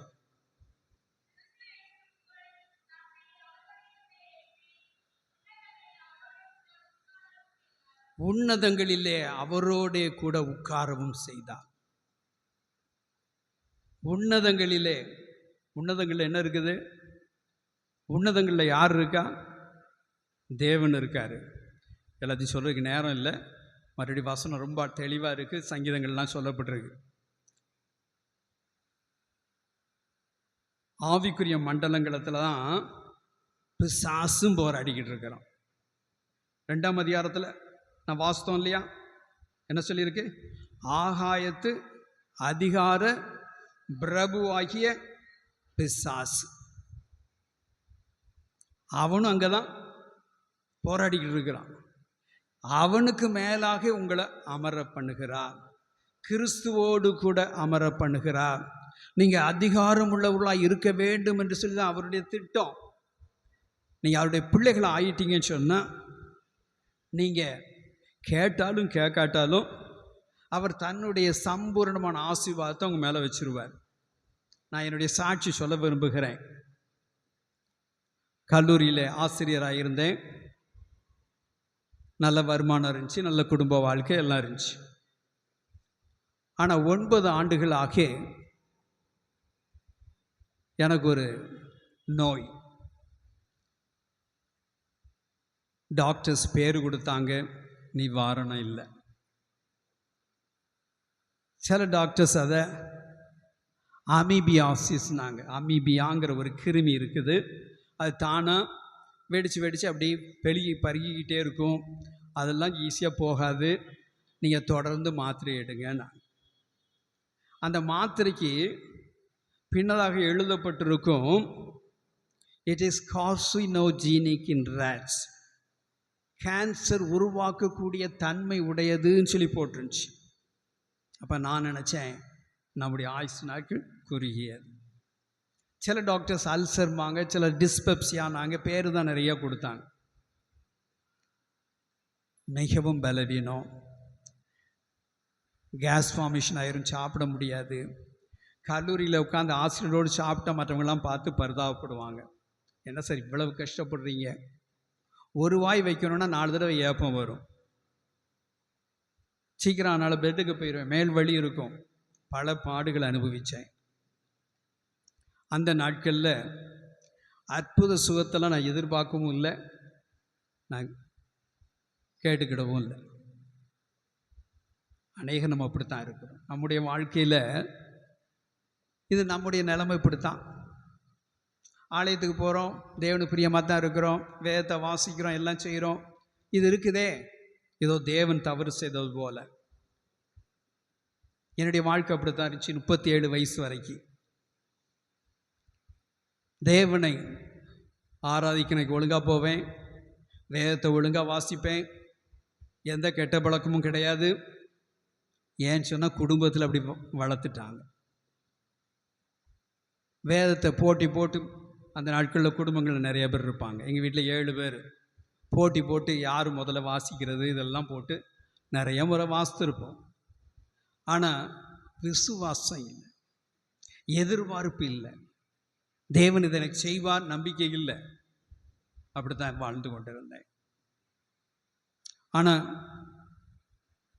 தேவனுக்குரிய வைராக்கியம்லாம் இருந்துச்சு. ஆலயத்துக்கு ஒழுங்காக போனோம். நான் வீடை கேட்டோன்னு சொல்லி 3ஆம் மைல் பகுதியில் அந்த இடத்த வாங்கும்போதே பக்கத்தில் ஆலயம் இருக்குது. அடுத்து சண்டே போனோன்னா ரோட்டு மேலே ஆலயம் இருக்கும், தூசியாக இருக்கும். அதனால் போய் முதல்ல சனிக்கிழமை போய் தூசியை தொடச்சி வைப்பேன். அதை கூட தேவன் பார்க்குறார். நீங்கள் செய்கிற சின்ன சின்ன காரியம் கூட தேவன் விசாரிக்கிறவர். என்னை குறித்து ஒரு தீர்மானம் வச்சுருந்தார். இங்கே போய் வைக்கணும், இங்கே ஊழியத்தை கொடுக்கணும், இதை செய்ய வைக்கணும், எல்லாம் அவருடைய தீர்மானம். நீங்கள் மாத்திரம் கொஞ்சம் அவருக்கு இடம் கொடுத்தா போதும், மிகவும் நல்லவர். சனிக்கிழமை போய் திறந்து சுத்தப்படுத்தினா அந்த சைடில் ஊழியம் பார்க்க வந்தோம், பண்ண வழியில் வந்தோன்னு ஒரு குழு வந்துச்சு. ஆலயம் திறந்துருந்தனால சாப்பிட்றதுக்கு இடம் பார்த்தோம், உட்காந்து சாப்பிட்றோன்னா அங்கே தண்ணி கூட கிடையாது.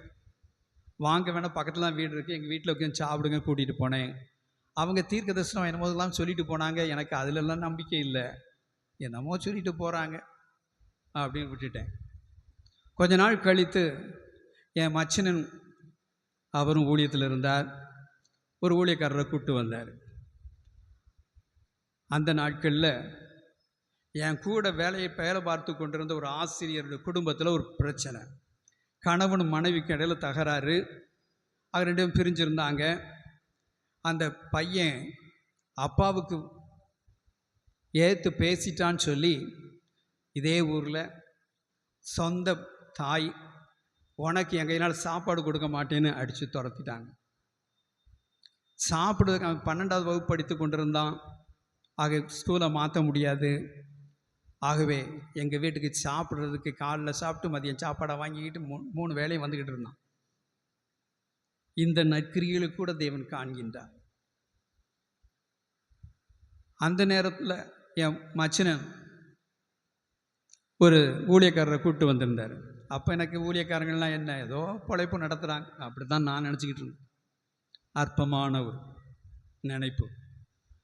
ஆனால் அவர் வந்து போது அவனுக்கு ஜெபம் பண்ண சொன்னேன். அவர் ஒரு காட்சியை கண்டதாக சொன்னார். ஆவேசமாக எழுந்து வருகிற ஒரு ஸ்திரியை மீண்டும் மீண்டும் பார்க்கிறேன்னார். என்னடா அவங்க வீட்டில் நடக்கிறது இவருக்கு எப்படி தெரியும் அப்படின்னு சொல்லி முதல்ல எனக்கு இப்போ தான் ஆவிக்குரிய கேள்வியே எழுகுது. அன்றைக்கு பார்த்து தானியேலின் புஸ்தகம் 6ஆம் அதிகாரத்தை வழக்கத்தின்படி வாசிக்கிறேன். தானியேல் இடத்துல விசேஷித்த ஆவி இருந்தது.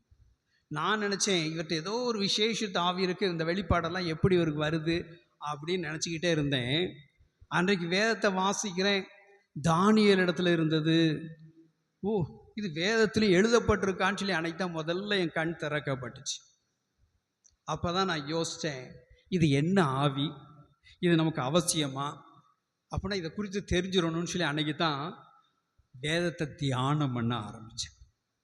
இவ்வளவு நாளும் வழக்கம் ஏதோ எவ்வளவோ வாசிக்கணும் அவ்வளவுதான், பாரம்பரியம்.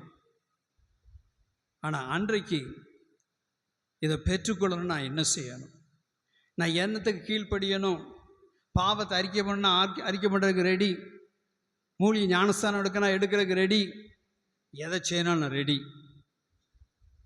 கீழ்ப்படிய ஆரம்பித்தேன். அநேக ஊழியக்காரங்க தானாக தேடி வந்தாங்க. நான் எங்கேயும் போகவே இல்லை. நான் பாரம்பரியமாக சிஎஸ்சிலே ஊறினவன். பாங்க ஒரு ஊழியக்காரர் அப்போ தான் ஊழியத்தை சாயபுரத்தில் ஆரம்பிக்கிறார். ஒருவேளை நான் சொன்னால் எல்லாருக்குமே அநேகமாக தெரிஞ்ச நபர்களாகவே இருக்கும். டி ஜபராஜ்னு சொல்லி. அவர் 40 நாள் ஊழியத்தை ஆரம்பிக்கிறதுக்கு ஜெபம் பண்ணும்போது அவர் வீட்டில் ஜெபம் பண்ணுறதுக்கு இடம் இல்லைன்னு சொல்லி என் மைத்துனர் கூட்டிகிட்டு வந்து எங்கள் வீட்டில் உட்காந்து ஜெபம் பண்ணிக்கிட்டு இருந்தாங்க. அப்போ ஊழியக்காரங்களை கனப்படுத்த ஆரம்பித்தேன். அவர்களோடு எங்கேயாவது கூப்பிட்டா கூட்டிகிட்டு போயிட்டு வருவேன். அவங்க ஜெபம் பண்ணுவோம். இப்போ சாசு ஆடும்போதுவோ இப்படி கெட்ட ஆவியும் இருக்குதோ, நம்ம நல்ல ஒரு ஆவியை தேடணும். இப்போ கெட்ட ஆவியும் இருக்குதோ, இப்போ தான் என் கண்கள் திறக்கப்படுது. பாருங்க, சனிக்கிழமை ஊழியர் ஜெபத்துக்கு ஒரு ஊழியக்காரர் இங்கே வந்திருக்காருன்னு சொல்லி என் மைத்தின சொன்ன எனக்கு தெரிஞ்ச ஊழியக்காரர் போய் பார்த்துட்டு வந்தோம். நான் இப்படிலாம் போக மாட்டேன் எங்கேயும். ஆனாலும் அவங்க சொன்னதுனால போனேன். அங்கே மக்கள் அழுது ஜெபிக்கிற போது பார்த்து, என்னடா எதுக்கு இல்லாமல் இவங்க கிடந்து அழுது ஜெபம் பண்ணுறேன், இவங்ககிட்ட ஏதோ விசேஷத்தை ஆவி இருக்குதே. எங்கே போனாலும் எனக்கு தேவன் என்னை பிடிச்சிக்கிறார். நிறையா சொல்லிகிட்டே போக முடியும். அன்றைக்கு அவர்களோடு கூட இந்த ஆவியானவருடைய கிரியை நான் பார்க்கணுன்னு உட்காந்துருந்தேன். காலையில் வரைக்கும் இருந்துட்டு வீட்டுக்கு வந்துட்டேன். ஞாயிற்றுக்கிழமை ஆலயத்துக்கு போனேன். மதியம் வந்த உடனே ஒரு ஊழியக்காரர் வந்தார். அவரோடு கூட ஊழியத்துக்கு போயிட்டு வந்தேன். சாயங்காலம் ஆச்சு. படுக்க போகும்போது யோசித்து பார்க்குறேன், நேற்றிலிருந்து இது வரைக்கும் ஒரு பலவீனம் சரீரத்தில் காணவே, இது எங்கே போச்சு? ஒரு கேள்வி. தேவனை தேட தான் ஆரம்பித்தேன். ஒன்றும் பெற்றுக்கொள்ளலை. தேவன் என்னோடு கூட பேச ஆரம்பித்தார். மத்தேயு 6ஆம் அதிகாரம் 33ஆம் வசனத்தின் மூலமாய், முதலாவது தேவனுடைய ராஜ்யத்தையும் அவருடைய நீதியும் தேடுங்கள், அப்பொழுது இவளெல்லாம் கூட கொடுக்கப்படும். தேட தான் ஆரம்பித்தேன். இன்னும் ஒன்றும் பெற்றுக்கொள்ளலை. தேவனுடைய ராஜ்யம்னா கூட என்னென்ன எனக்கு தெரியாது. ரோமர் 14:17 சொல்கிறது, புசிப்பும் குடிப்பும் தேவனுடைய ராஜ்யம் இல்லை, அது பரிசுத்த ஆவினால் உண்டாகும் சந்தோஷம் சமாதானம். எனக்கு அந்த இதெல்லாம் தெரியாது. தேட ஆரம்பித்தேன். அவ்வளவுதான். எனக்கு இருந்த நோய் எங்கே போச்சுனே தெரியல. நீங்கள் எத்தனையோ காரியங்களை தேடிக்கிட்டு இருக்கீங்க.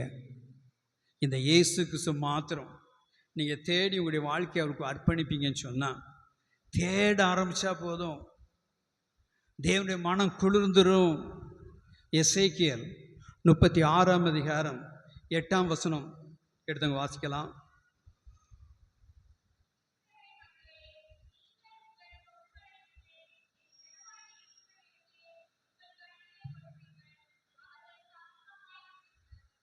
பாருங்க, தேவன் தன்னுடைய ஜனத்தை குறித்து சொல்லுகிறார், அவர்களின் சமீபமாக வந்துட்டாங்க. இப்போ என்ன செய்ய? இஸ்ரவேல் தேசமே, மலைகளே, என் ஜனத்துக்கு மிகுதியா கொப்ப விட்டு கனிகளை கொடுங்கள். ஆசீர்வாதம் தானாக வருங்க. நீங்கள் உங்கள் தேவனை மாத்திரம் பிரியப்படுத்துறதுக்கு அவர் பக்கம் திரும்பிட்டீங்கன்னு சொன்னால், நீங்கள் பிள்ளைகள் அல்லவா, அவருடைய உடன் சுதந்திரர்கள் அல்லவா. தன்னுடைய வல்லமையை கொடுப்பார், கிருபையை கொடுப்பார், வரங்களை கொடுப்பார். உங்களோடு கூட இருக்கிறவராக வெளிப்படுவார், அற்புத அடையாளங்களை செய்வார். அதை அனுபவிக்க வேண்டியவங்க தான் கிறிஸ்தவங்க. நம்ம சாதாரணவங்க அல்ல. உபாகமம் 33ஆம் அதிகாரம் 29ஆம் வசனத்தை வாசிக்கலாம். இஸ்ரவேலே, நீ பாக்கியவான், தேவனால் ரட்சிக்கப்பட்ட ஜனமே, உனக்கு ஒப்பானவன் யார்?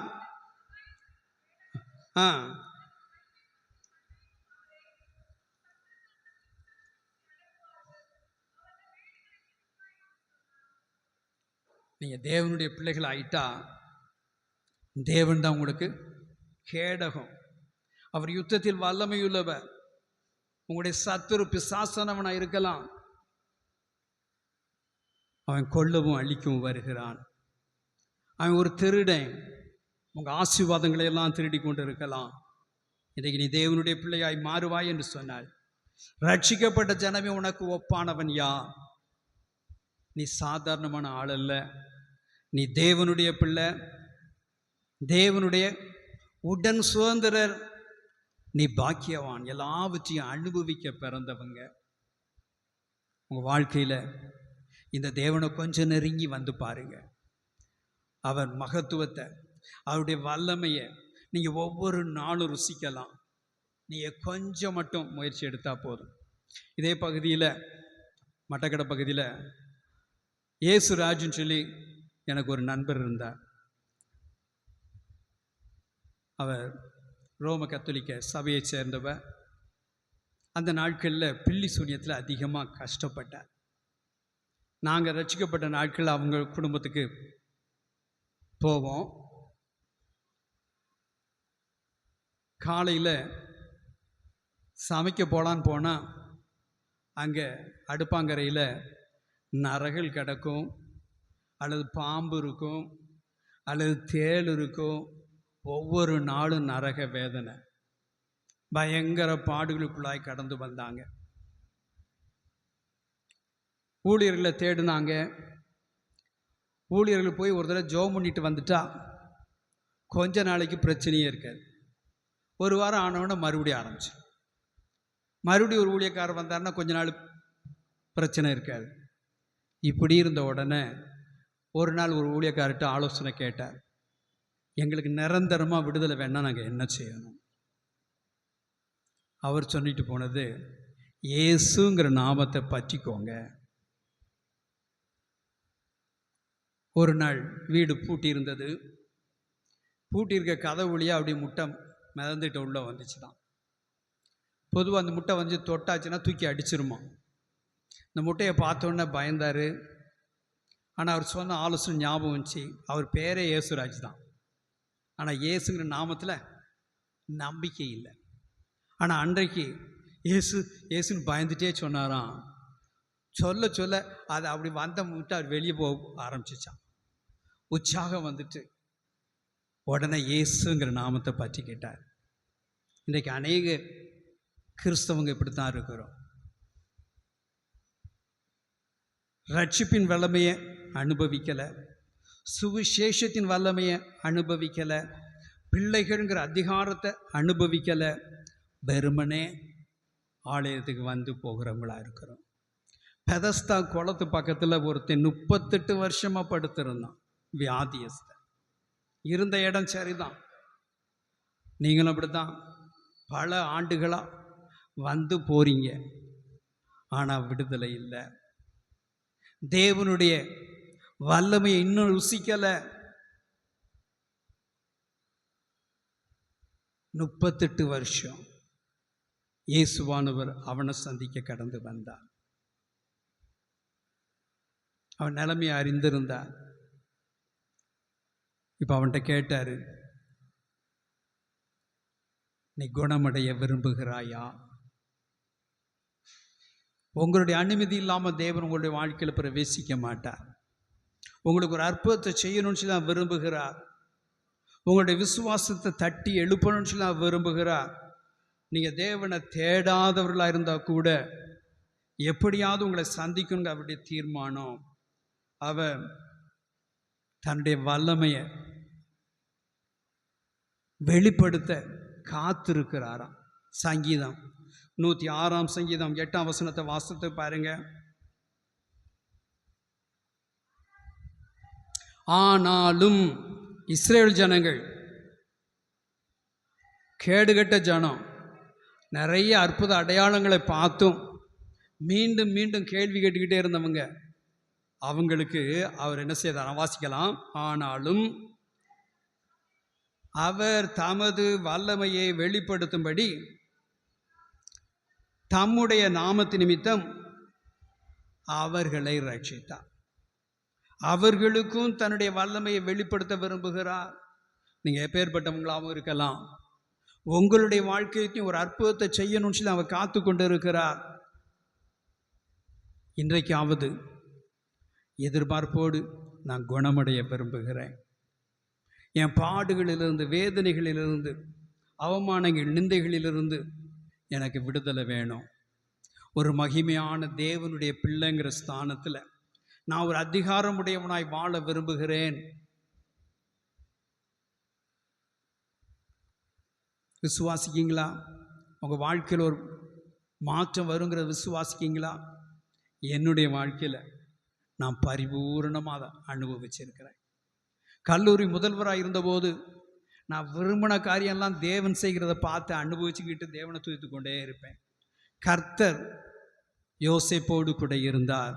அவன் காரியஸ்துள்ளவனாய் இருந்தான். தேவனோடு கூட மட்டும் வாழ்கிற ஒரு அனுபவத்துக்குள்ளே கடந்து வந்துடுங்க.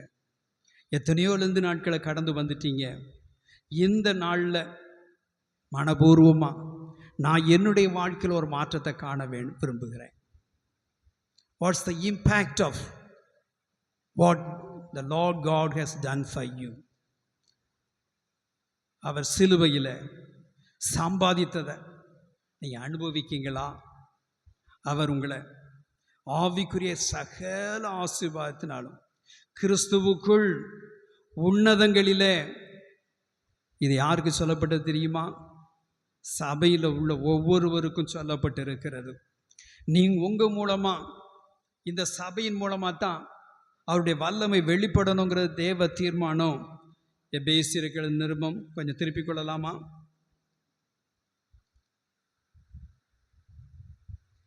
மூன்றாம் அதிகாரம் 10ஆம் வசனம்.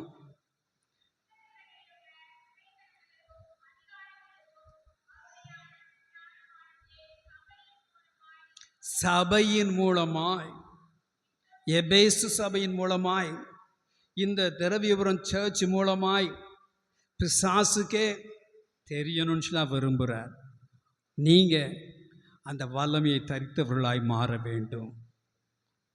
உங்களை கண்டு பிசாசு நடுங்கணும். தேவன் அப்படித்தான் தன்னுடைய ஜனத்தை உருவாக்க விரும்புகிறார். 3ஆம் அதிகாரம் 21ஆம் வசனம்.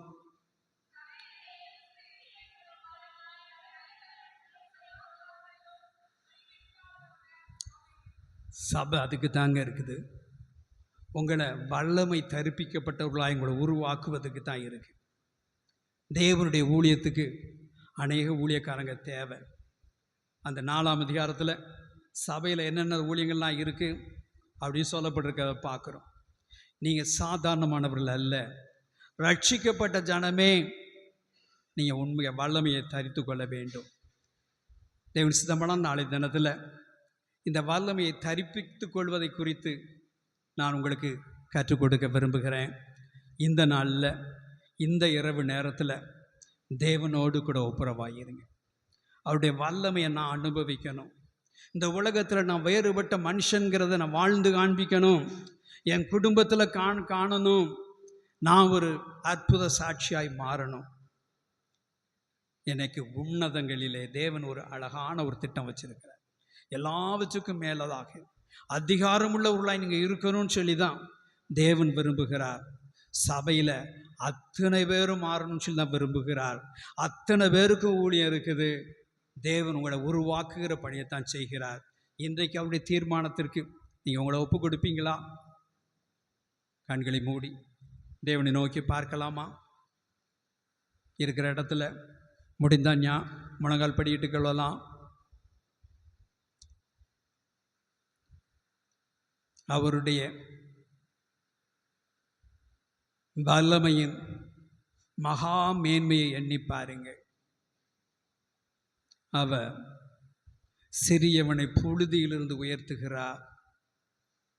பிள்ளை தாழ்ச்சியுடையவர்களுக்கு, மலடிகளுக்கு குழந்தை பாக்கியத்தை கொடுக்கிறார். அவரால் செய்யக்கூடாத ஒரு அதிசயமான காரியம் உண்டோ? அவருடைய மகா வல்லமையை தன்னுடைய பிள்ளைகளுடைய வாழ்க்கையில் அவர் விளங்க பண்ண விரும்புகிறார். விசுவாசியே, நீ பதறாதே. விசுவாசியே, நீ அவரை நோக்கி பார்ப்பாயா? என்னுடைய வாழ்க்கையில் ஒரு மாற்றம் வேணும். என்னுடைய பாவ சாப எல்லா வாழ்க்கைக்கு ஒரு முற்றுப்புள்ளி இந்த லெந்து நாட்கள் எனக்கு வேணும். இன்றைக்கே ரட்சணிய நாள். எத்தனை நாட்களில் நீ சத்தியத்தை அறிந்தும் அதை அனுபவிக்காதபடி இருந்து கொண்டு இருக்கிறாய். தேவனுடைய பிள்ளையே, தேவனுடைய சமூகத்தில் தீர்மானங்களை எடுக்கும்படியாகவே கடந்து வந்திருக்கிற தேவனுடைய சன்னிதானத்தில் அவருடைய மகா மேன்மையை நோக்கி பார்த்து, நீர் உண்டு பண்ணி வைத்திருக்கிற அந்த மகா மேன்மையான ஆசீர்வாதங்களை நான் பெற்றுக்கொள்ளணும். மீட்பை பெற்றுக்கொள்ளணும். உம்முடைய பிள்ளைங்கிறத நான் பெற்றுக்கொள்ளணும். உம்முடைய உடன் சுதந்திரனை வாழ விரும்புகிறேன், பரிசுத்தத்துக்கு என்னை அர்ப்பணிக்கிறேன், பழைய வாழ்க்கை இன்றைக்கு நான் அடக்கம் பண்ண ஆயத்தம். ஒப்பு கொடுப்பீங்களா? ஒப்பு கொடுப்பீங்களா? தேவனோடு கூட பேசுகிற நேரம் இது. நீங்கள் இந்த தேவனை உங்களுடைய உள்ளத்தில் ஏற்றுக்கொள்ளும் போது தான் அவருடைய இரத்தத்துக்கு நீங்கள் பங்காளிகளாய் மாறுகிறீங்க. இந்த இரத்தம் கிண்ணத்தில் இருக்கிற வரைக்கும் பிரயோஜனம் இல்லை, அது நிலைக்கால்களில் பூசப்பட வேண்டும்.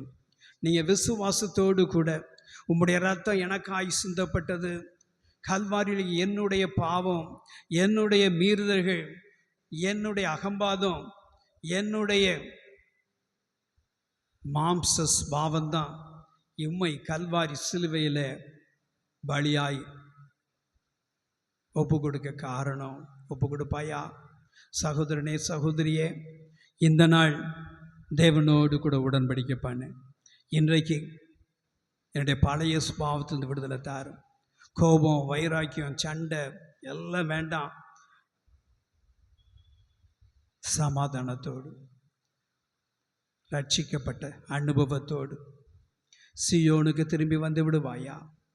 நித்திய மகிழ்ச்சி உன் தலையின் மேல் இருக்கும் என்று சொல்லப்பட்டிருக்கிறது. எனக்கு அந்த நித்திய மகிழ்ச்சி வேண்டும். ஒப்பு கொடுப்பாயா? அவர் வல்லமையான காரியங்கள் உங்களுடைய வாழ்க்கையில் செய்வார். ஹல்லேலூயா, ஹல்லேலூயா, ஹல்லேலூயா. தேவ பிரசன்னம், தேவ வல்லமை ஒவ்வொரு மேலும் கடந்து வருவதாக. கர்த்தாவே, உம்முடைய கரத்தை நீட்டுவீராக. உம்முடைய ஜனத்தை தொட்டு நீர் ஆசீர்வதிக்கும்படியாக ஜெபிக்கிறேன். உம்முடைய வார்த்தை ஏற்றுக்கொண்ட உம்முடைய பிள்ளைகளுடைய வாழ்க்கையில் இன்றைக்கு மெய்யான ஒரு மனம் திரும்புதலை நீ கட்டளையிடுவீராக. மெய்யாகவே தேவன் ஜீவிக்கிறார், அவர் வல்லமையுள்ளவர் என்பதை அறிந்து கொள்ளத்தக்கதாக உம்முடைய ஜனத்துக்கு ஒரு பிரகாசமான மனக்கண்களை நீர் கொடுப்பீராக. உம்மை தேடட்டும் தகப்பனே. கர்த்தாவே, நீ நல்லவர் என்பது ருசித்து பார்க்கட்டும்.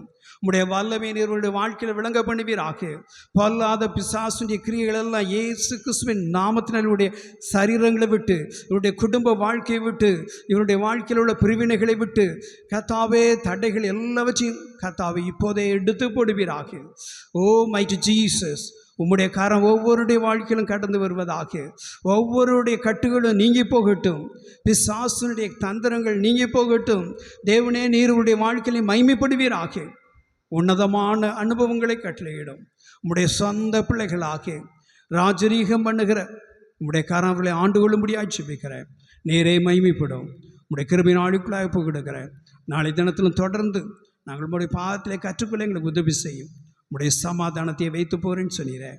உடைய குடும்பங்களிலே சமாதானம் கடந்து வரட்டும். இயேசு கிறிஸ்துவின் நாமத்தில் கேட்கிறோம் நல்ல பிதாவே, ஆமேன்.